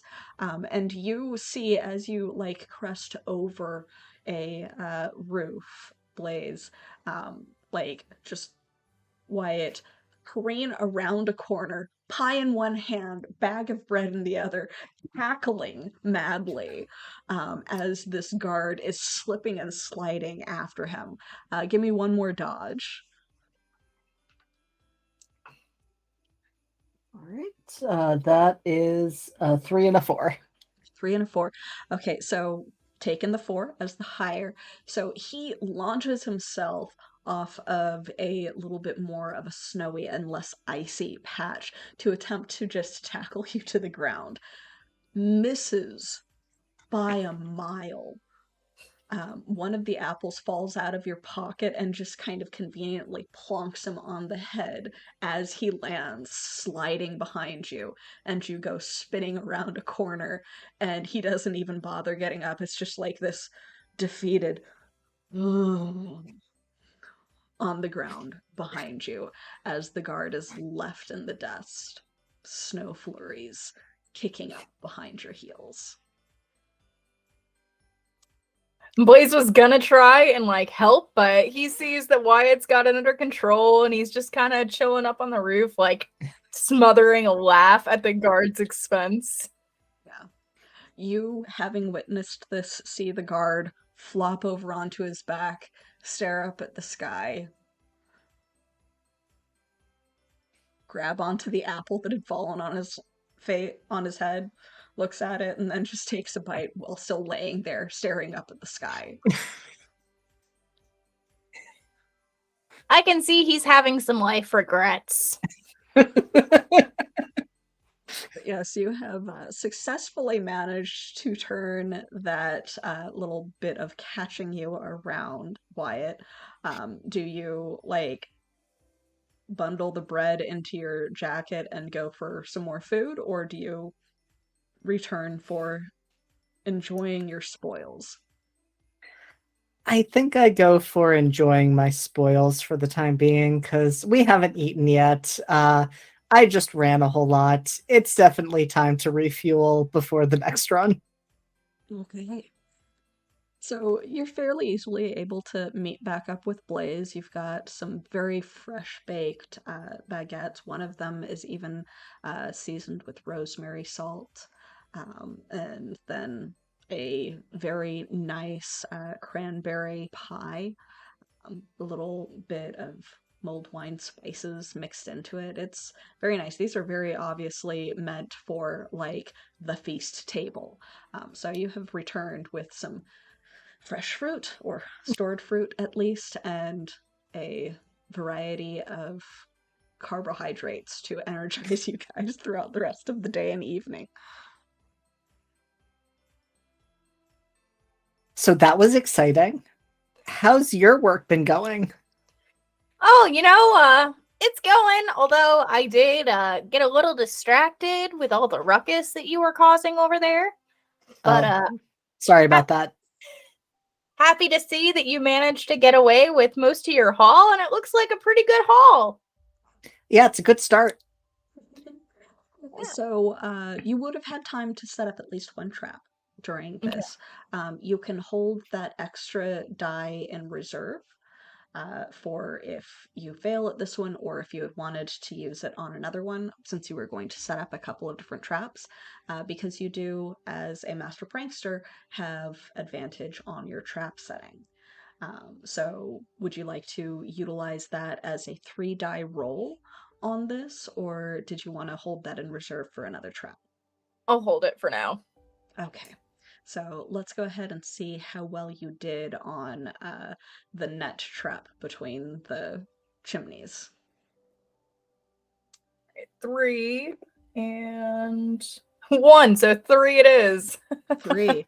All right, so you have successfully hidden it among the snow, and it is ready to be tripped and fall on the creature as it attempts to go in through a window, one of the windows that is conspicuously without the key decorations. It has some decorations, just not the right ones. So it is successfully set up, and you're fairly secure in that it is not going to be hidden or not going to be seen. Okay. Yeah.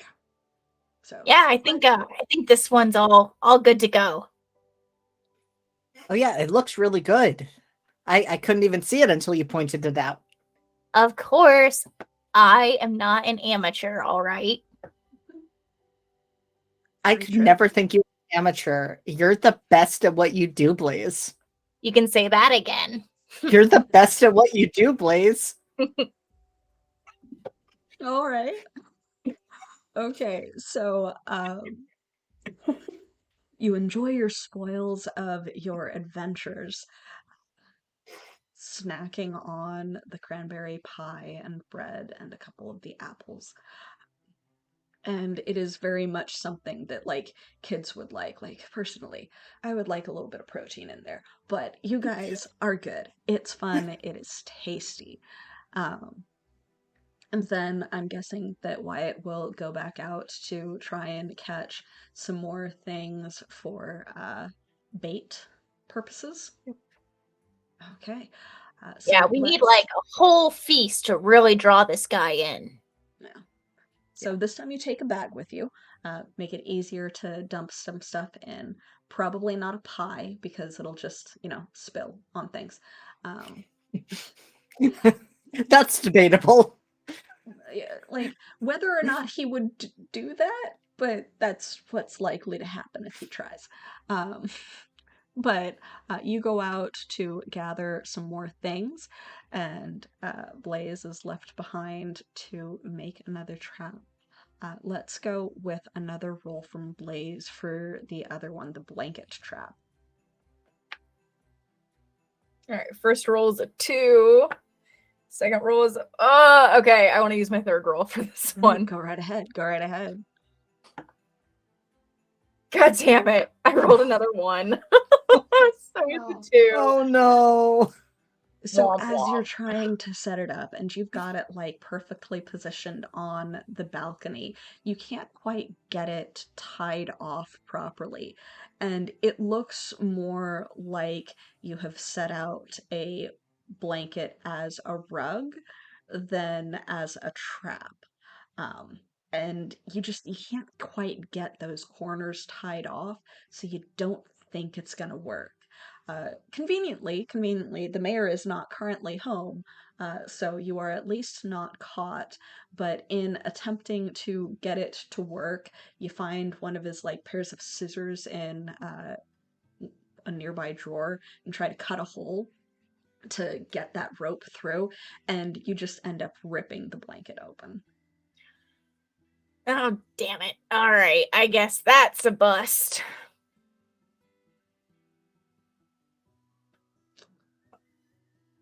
So Yeah. you've got So you've got a variety of projectile type of traps that you can set up. You can attempt to go and find another blanket, or you can try and repair this one, though you would end up sitting there attempting to sew and possibly sticking your fingers in the process while just kind of sitting on the mayor's balcony. Yeah, Blaze definitely does not have the patience to do something like so. That one's out. But he'll probably start setting up some of the projectile traps, or attempting to.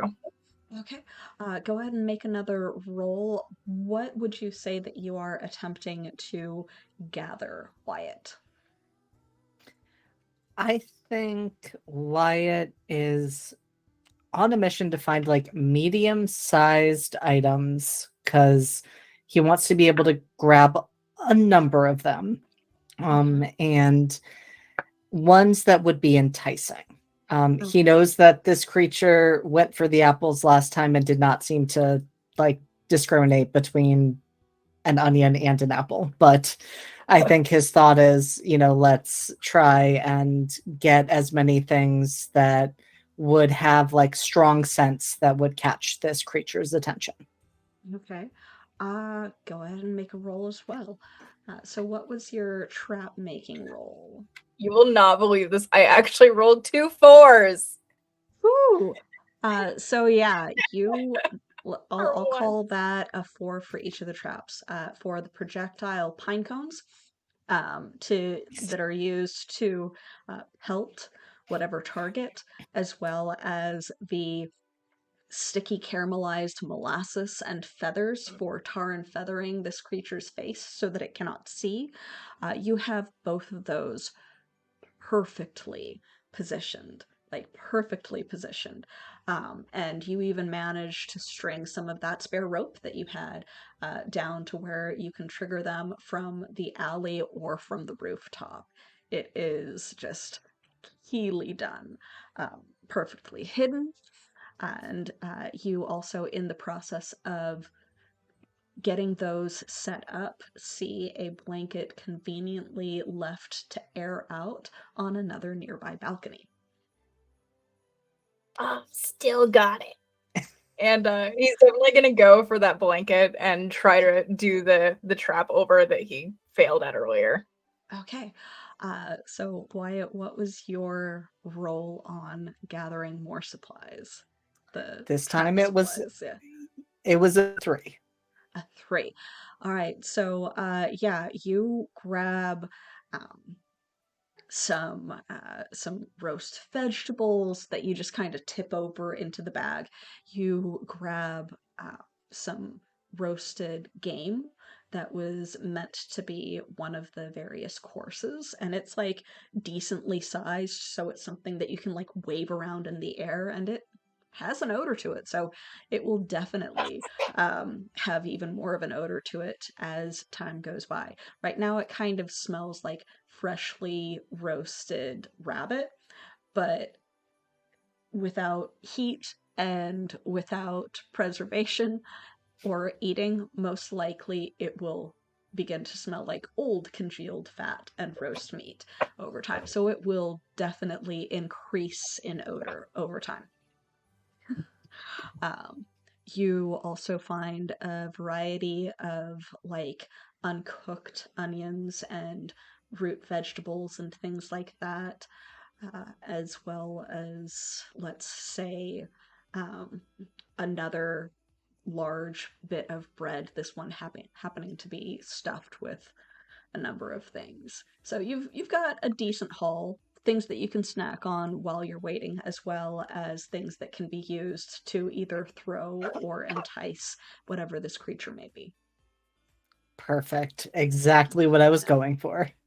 You also maybe have some of the fake holly and fake mistletoe that had been gradually utilized throughout the town for those who didn't want to go out into the woods and to cut down their own. Um, that you noticed him stealing to not have as many decorations up to taunt him with. Perfect. I love this. It is everything Wyatt was looking for and more. Okay, perfect. So back at the trap setting location, you gonna make another attempt at the blanket? Yes. Go right ahead. Do it. You can do it. We have faith in you. All right, first one's a 3 and a 3. Solid Okay, 3. yeah. So you have successfully managed the blanket pull trap to come up from underneath something that lands on it. It's rigged so that if it moves too much, it'll just come up, similar to a rabbit snare, but with a blanket. So you're pretty sure that it is well hidden, but you know that it will definitely work, and you were very careful to make sure that it was tied off without indication of it being something that is going to tear. You also have conveniently slathered some of the areas with like this some spare sticky molasses and some of that tinsel to further tangle up his claws to attempt to escape. They're just like, just in case. This one was giving me trouble, so just in case. But you have a number of traps. You have a number of taunting, teasing items to try and gather this creature's attention. What would you guys say you wanted to do for the rest of the day? Or are you just gonna wait it out and keep trying to duck various guards in your family. Well, setting those traps was a lot of work. Kind Yeah, of hungry again. Yeah, it's most of the day was spent doing this. Like, most of the day was spent doing this. Yeah, I think Blaze is definitely gonna like have some more, probably the pie, because you know, of course, what 12-year-old isn't gonna make themselves sick eating pie all day? Always. Yeah. I've done it. Yeah. And he figures, oh, here, I'll just RP it. Yeah, you know, we should probably at least stop by our parents and, you know, check in and such so they're not super suspicious. I'm guessing they're all going to fall asleep really early again tonight, like they did last night. We can sneak out and meet back up in this alley over here. I've got some of the traps rigged so that we can just set them off from right here. We don't even have to be on the roof. So, what do you think? I think that makes sense. And if we go home, we can also get supper, and that's going to be easier than trying to steal another pie. Yeah, that's true. All right. So you head home, and people that you recognize now that you're no longer really trying to hide too much, like some of your friends in town do wave and wish you a happy solstice, like various other greetings, like light comes by morning, things like that, as you go wandering back to your homes. And have a very pleasant, if somewhat tense, solstice feast. They don't really want to start a fight tonight, but they did notice that you did not sleep there last night, and there is the very strong indication that you guys will be talking about it after the festivities are over. So you might want to, give your parents the slip. But just like the previous night, they start to yawn about halfway through the meal. And as time goes by and it gets darker outside and the wind starts to pick up, they fall asleep at the table.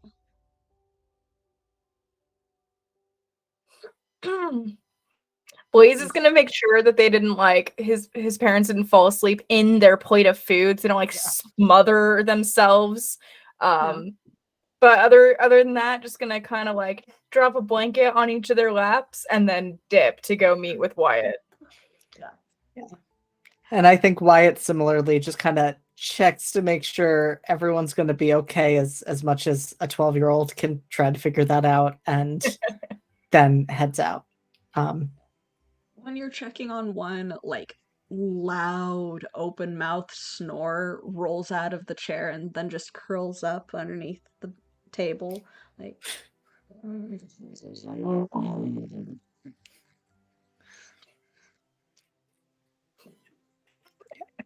I guess you're happy down there. Sleep. Have a good sleep.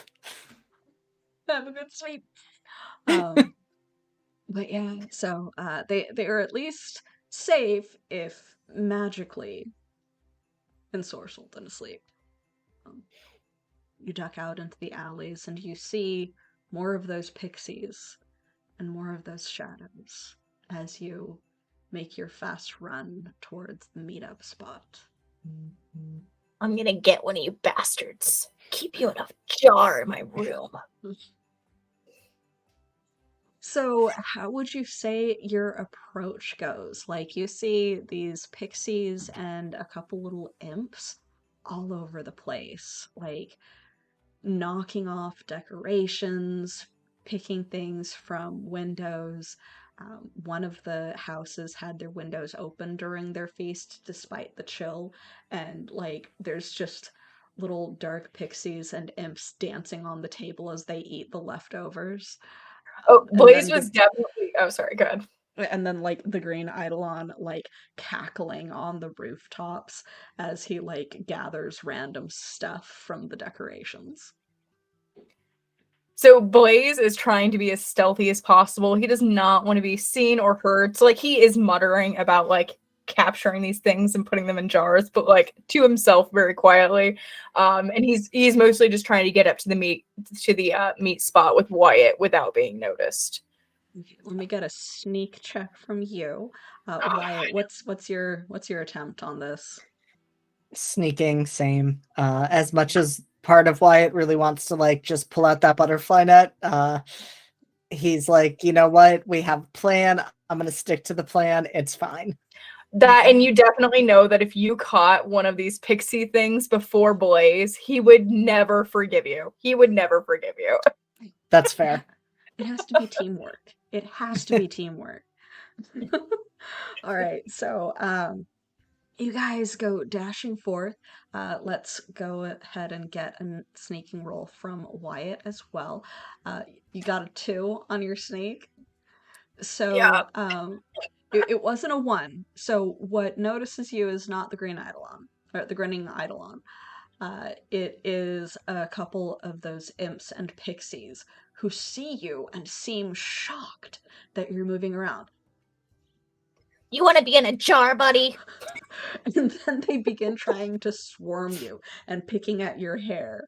It is just this fluttering flurry of gray and black and brown little spiky winged creatures going after you to try and take your take your hat or your scarf or just irritate you to the point of distraction. Okay, Blaze is pissed now, and he's definitely like wildly swatting at them like flies. And he's got some force, but like he's trying to hit them and hard. Like he wants to at least knock them a little bit, you know, maybe get them dazed. Okay. And Wyatt, what's your role there? 4. Okay. So as you are like ducking between alleys and over rooftops, you see Blaze stumble out from between a couple of houses, having observed the imps and pixies dancing and eating from the feast table that people were sleeping at. And like they're swarming around your friend. And Blaze swats and tries to hit one. Go ahead and roll to smack one down, Blaze. 3. 3. You manage to hit it just perfectly to where its little spikes don't hit your hand, and it like goes careening off in one direction. Another imp tries to take its place, and you dodge out of the way, and you like are still beset by these creatures, but they have not tangled themselves in your hair yet. And how do you like me now, huh? And you see all of this. I think Wyatt jumps down to join Blaze. Okay. And probably does bring out one of the butterfly nets, because he's been holding on to those. Okay. Yeah, All right, so there's sorry. Yeah, there's that. There's nearby pine boughs that you can also use to try and smack them with. But what you got, Blaze? What you doing? Oh, I just see Wyatt with the nets and like nod very enthusiastically, like get him. Make a swipe. All right. That is a 3. 3. So you manage to like sweep by, and just as Blaze is ducking away from one, trying to quite literally roll itself into his hair. You grab it up in this net, and it's one of the spiky, angry little blackish gray pixies that is snarling at you guys. Full on angry fairy from the labyrinth. Cussing you out in a language that you do not understand. I don't know what he's saying, but I'm pretty sure it's not polite. I think you're right. And you know what? We're going to put you in a jar. How are you going to like that? So you've still got other ones coming after you guys. You gonna make another couple of swipes, or are you gonna try and run? I mean, that's only one. We've only got one so far. There's 2 of us. We got a couple more jars. I think we should at least get one more. Okay. Yeah. All right. So do you transfer it first, or you just go for another swipe? Transfer it first. All right. So while you guys are doing that, go ahead and make dodge rolls to attempt to dodge these things trying to tangle themselves in your hair and tear at your clothing and things like that, shrieking along the way. I got a 2. I got a Okay. 1. Okay. Oh! So that one saves you. The one unfortunately makes you lose the one that you had caught. It comes out of the net as you're trying to get it in the jar because you're not super experienced with this, smacks you in the face, and you end up with a little scratch on your cheek because it is spiky and tangles itself in your hair as it's trying to get away. You get smacked around a little bit, Blaze, by a couple of them. You don't quite end up with any scratches, but your hair is kind of a mess now, and if you were wearing a scarf because it is cold, it is in entire disarray right now. And you guys are also kind of making a spectacle of yourselves, so there is a high chance that the other creature knows where you are. Oh, screw it. We'll try again later. Let's get out of here. I don't like these things. I don't like them at all. I like It's them better kind in of a jar. It's kind of shrieking right next to your ear, too, because it is legitimately tangled in your hair as you guys try to book it away. You know what? It can stay there for the time being. It's fine. Okay. I can live with this. All right. So you guys are running along, butterfly net in one hand, through the streets, angry pixies following after you, and you hear the high-pitched cackling of the grinning eidolon in the distance as it definitely notices you guys as you are running around.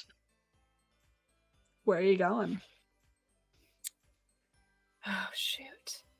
Yeah. We've got to lose them, Blaze. Yeah, because we can't go to the spot with all the traps, or that'll just be too obvious. I'm definitely whispering this. Yeah. There's one in my hair, Blaze. Oh, shoot. Yeah, you see it kind of wiggling itself around. Okay, so Blaze is actually gonna like stop them first, like both of them for a second, and grab one of the jars and just try to catch the pixie while it's still tangled in Okay. Wyatt's hair. Well, since it is tangled in Wyatt's now rat's nest of hair, I'll go ahead and give you a situational advantage. So you've got 2 dice to try and catch this thing in one of the jars. Worst case scenario, we just gotta cut out some of your hair. Like when you get bubble gum stuck in your hair and you can't get it, so you just gotta, that's, I feel like, a similar thing with pixies. Yeah, no, that makes sense. That tracks. All right, first one's a 3 Mm-hmm. and a 1, so 3 it is. 3 it is. But yeah, so you successfully managed to get the jar, like, conked right onto Wyatt's head, and then, like, work the lid gradually between them, and a couple of your hairs do definitely get torn out and are, like, just dangling off of this pixie in the jar. Ow! But it's like banging on the glass, like, mute because you can't hear it anymore. What's the matter? Huh? What's the matter? You don't like that, do you? Huh? That's what I thought. Full on, like, stars and swirls dancing above its head as it's shaken dizzy from within. Here you go, Wyatt. You can have this one. Oh, thanks, Blaze. But we do have to get me one later. We will. All right, let's try and lose this green guy. Okay. So you go on another run. Let's go ahead and try and give him the slip.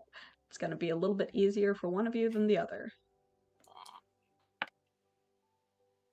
4. 4. I was gonna say I just got a 3. Okay. So yeah, quite successfully, you're smaller than Wyatt. So like use Wyatt as cover briefly to kind of duck between 2 things into one of the buildings that has like creatures dancing around within it. They don't notice you. They're partying. and then out through another window. So you are like just gone. He cannot trace you, and will successfully manage to get yourself back in position to set off any of the traps that you need to with that 4. You also successfully manage to lose him, whether it's through his interest in causing more havoc throughout the town, or through the fact that you are a very slippery boy. I You do am. manage to duck away.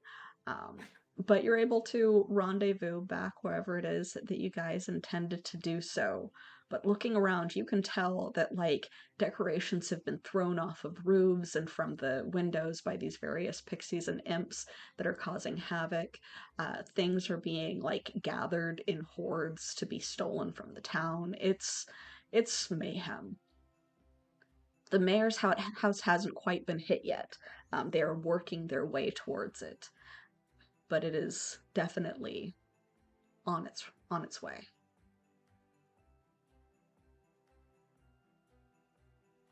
All right, Blaze, this is it. Yeah. Looks like he should be coming to the mayor's place pretty soon. Let's get into position over here. Okay. So, you gonna play bait? Yeah. What do you want me to do, Blaze? I can get his attention. I got a whole lot of food that I think will definitely get him in this direction. I mean, you could maybe just go up, put the food down all over on the roof near the traps, and just be like, "Hey, Mr. Ugly Green Dude, over here!" Yeah, that sounds like a great idea. I mean, that's the best idea I got.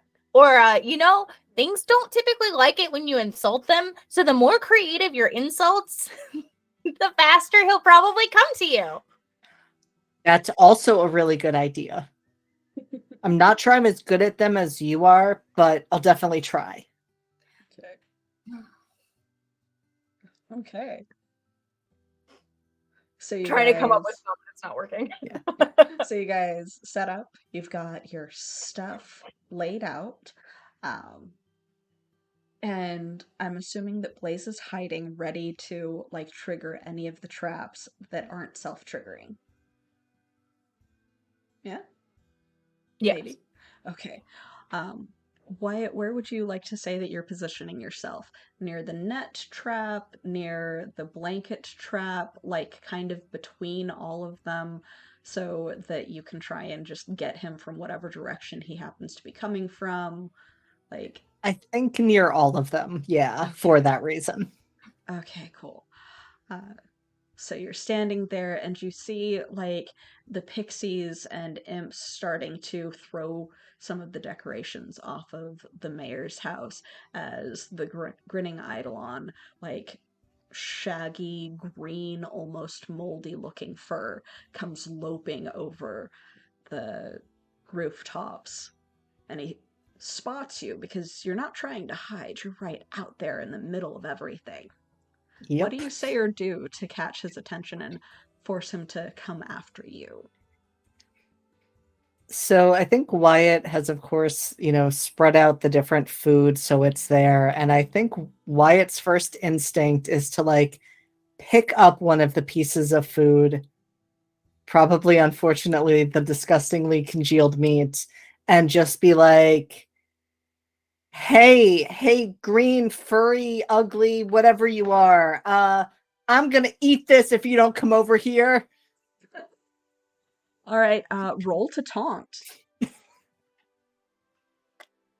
That is a 3.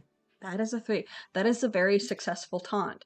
Now, where he might have normally just kind of ignored you and gone about his business, he, like, grins again, but it's more of a grimace, hunches, and then leaps in this massive jump, long, gangly limbs flailing out, and then thuds to the ground a good 15 feet away from you. Slowly in your direction. Do you want to try and set off the net? Since he's close enough, he's not quite going underneath, going through one of the windows nearby, but it might fall on him. I think I will try to set off the net. Yes. All right. So that net is a trap that was successfully set up by your prank master. So it gets 2 dice as an opportunity for success. Awesome. And you are conveniently also near any of the projectiles if you had wanted to try and set off any of those, Blaze. Yeah, I was gonna wait for the trap to like hit the thing and then start bombarding him with. All right, cool. So what was your roll? 4. 4. All right. So like the wind just conveniently catches and adjusts the net as it comes sailing down. So where it would have initially just kind of dropped down the side of the building, it drifts just enough to where it lands draped over this figure before you. His arms begin to flail and kind of get tangled in the net because it's the net and not the blanket. And there's this loud cackle that almost seems like a growl or a scream of anger, almost as if he's not able to make noises that aren't like screeching or laughter.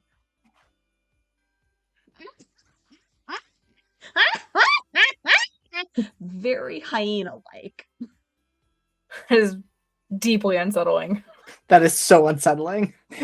Which I think is the only thing that stops like Wyatt from attempting another taunt, because I think like he's kind of got one, he's trying to prepare and then he hears that and he's just like, nope. Upon hearing all of this, again, deeply unsettling sounds, Blaze is gonna start setting off all of the projectile traps. All right. Make a double roll for each. So you've got the projectile pine cones coming at him. You've got the tar or the molasses and feathers. You've got a bunch of stuff coming at him. All right, the first one I rolled a 3 and a 2. Okay. So the pine cones just go pelting at him. He ducks and dodges, a little bit surprised that things are starting to hit him from a different direction now, gets tangled further in the net. Second one was a 4. And then as he turns, limbs becoming tangled in the net, the molasses just beams him right in the face, matting into his fur around the mane, his horns also becoming like wedged in the various holes of the net, and then just quite conveniently just kind of smile and tug the other rope, and feathers just all over the place. A couple of them drifting to where there's like just this one poking up from his nose, like this. But he is effectively blinded from that and starts trying to cough and spit out some of the feathers, which stops the creepy laughter. That's an improvement. Yes. This also has startled the various pixies and imps, so a lot of them are trying to hide or fly away. Yeah, not so tough now, are ya? So are you guys going to attempt to tie off or bind the net in some fashion while he's thoroughly distracted? So I would call that a teamwork thing, so both of you will need to roll, but because he is so thoroughly enmeshed in this net, you do get an extra die as advantage. Okay. 3 and 1, so 3 it is. Yeah, 3 on my side too. It was a 3 and a 2.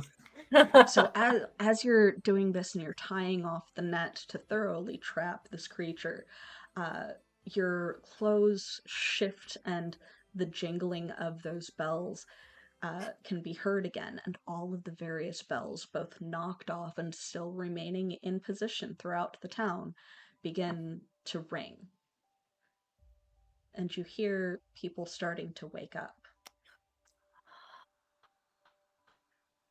The creature groans and it's not quite that creepy hyena cackling laughter scream anymore. It's more of a like dull, muted groan of pain because you also see light starting to peek out from your pockets where they are. All right, Blaze is gonna make this connection and see it, like, notice the light, pull out the bell, and kind of start like jingling it at the thing. Listen here.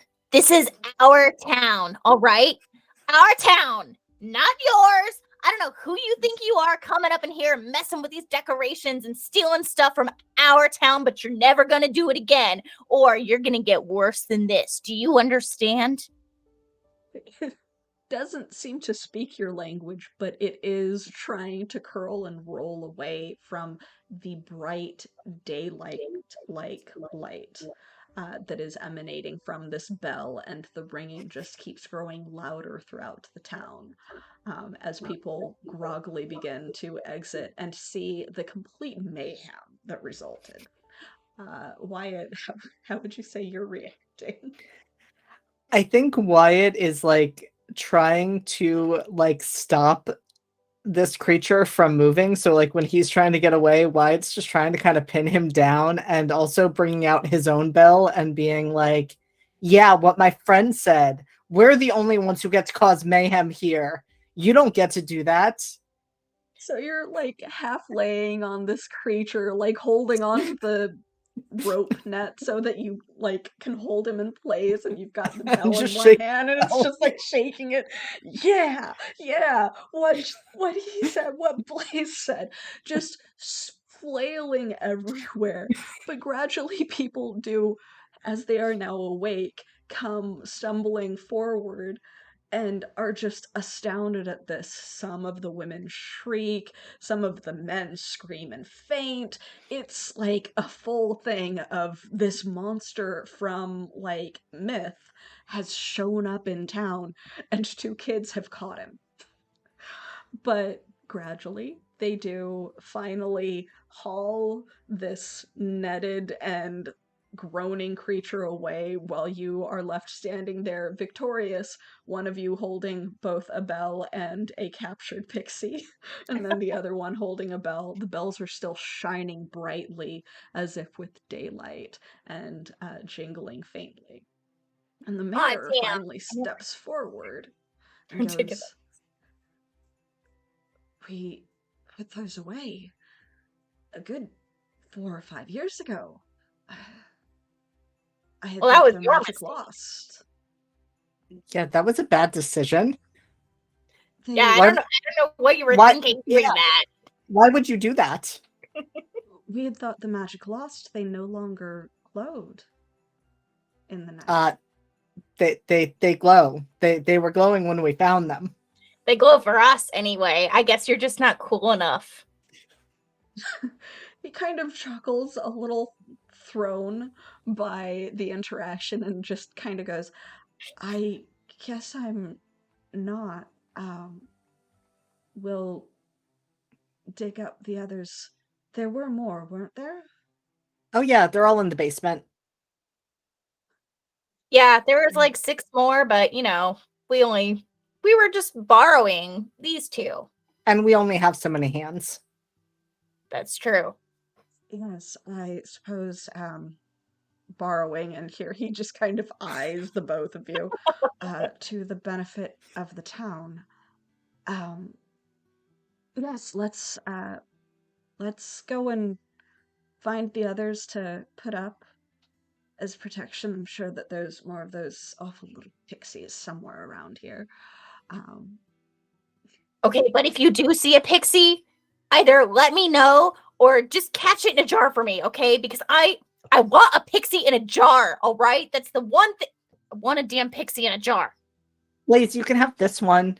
I'll take the next No, one. that's yours. I need my own, all right? I need my own. all right. Thank you, though.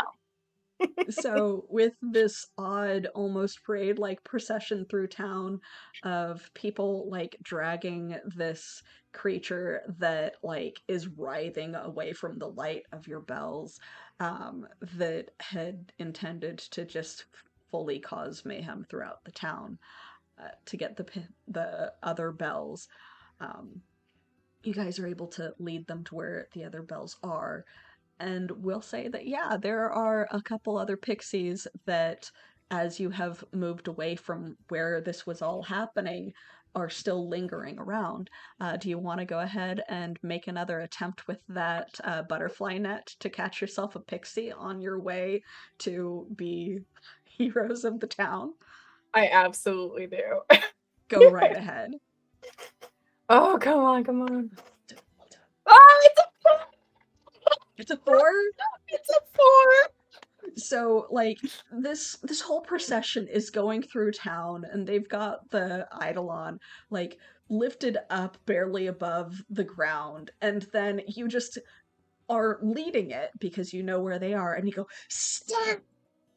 Arms spread out, grab the butterfly net because you see one, like, just feasting on this random fallen piece of food, completely unawares. Full on Scooby-Doo, like on your tiptoes, sneak forward and slam the net down, catching yourself a pixie. Before. Okay. We can go now. We can go. I've accomplished everything I've set out to do.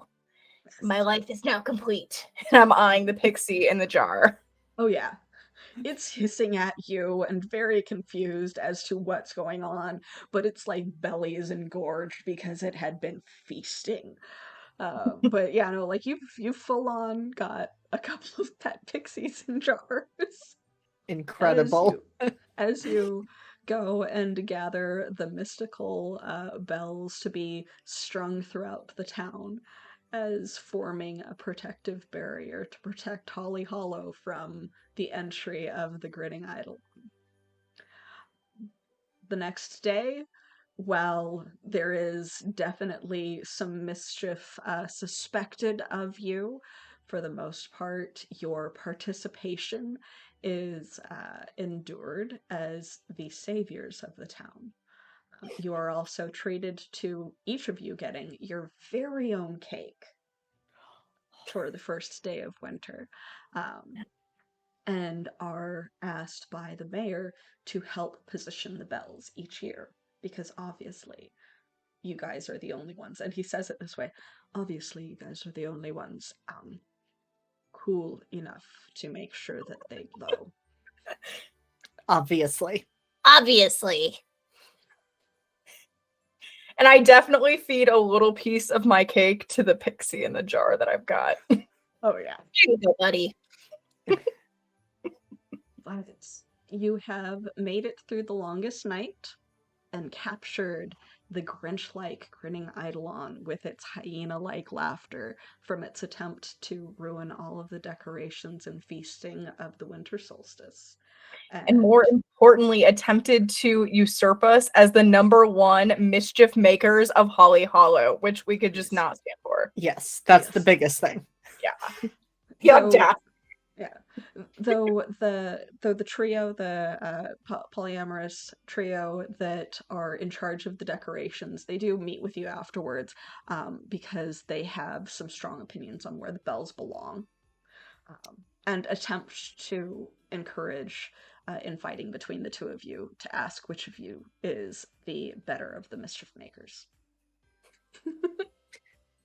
And I feel like that doesn't do much because I feel like Wyatt's just like, oh, I mean, Blaze is better at pranks than I am, so obviously him.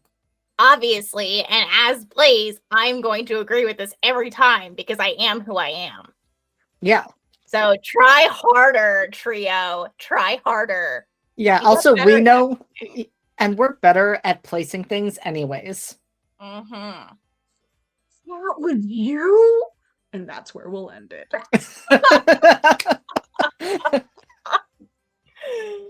Oh God. Thank you so much. That was a lot of fun. You guys, That was so much fun. So much fun. You guys went through and you caught the shit out of that Grinch-like creature that I created. Oh, Thank you so much. All right, so once again, thank you guys for tuning in. Those of you who have and those of you who are. We will be leaving this up despite my personal mistake earlier in the evening. At least we had the closed captioning going. For you guys to venture forth.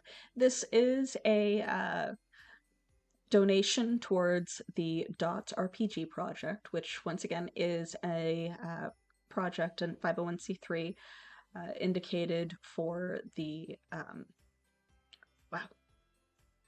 The booze is starting to get to me. Sorry, I swear I'm not drunk, Twitch. But it is promoting accessibility within the TTRPG sphere, making Braille dice and TTRPG books as part of their thing. You can donate a couple of different ways. If you are watching this from another method, you can see that little QR code down in the corner that will allow you to go to the Tiltify version of the donations.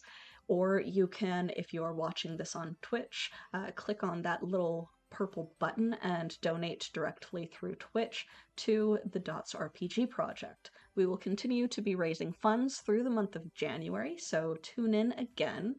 Thank you very much to my lovely guests. Let's go with JD first this time.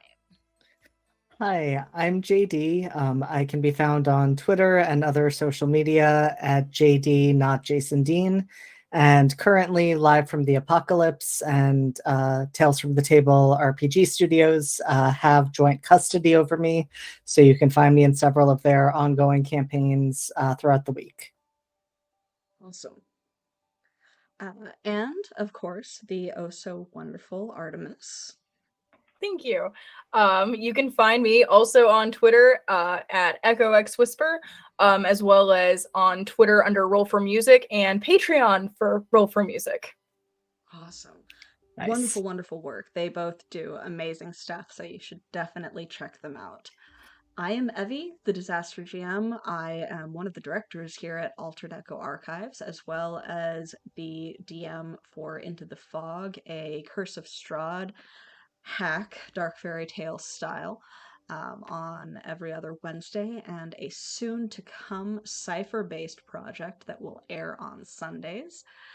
You can find me in a variety of locations, but mostly you can find me here. Thank everyone. Again, we had a wonderful time, and I guess we will catch you next time. Bye.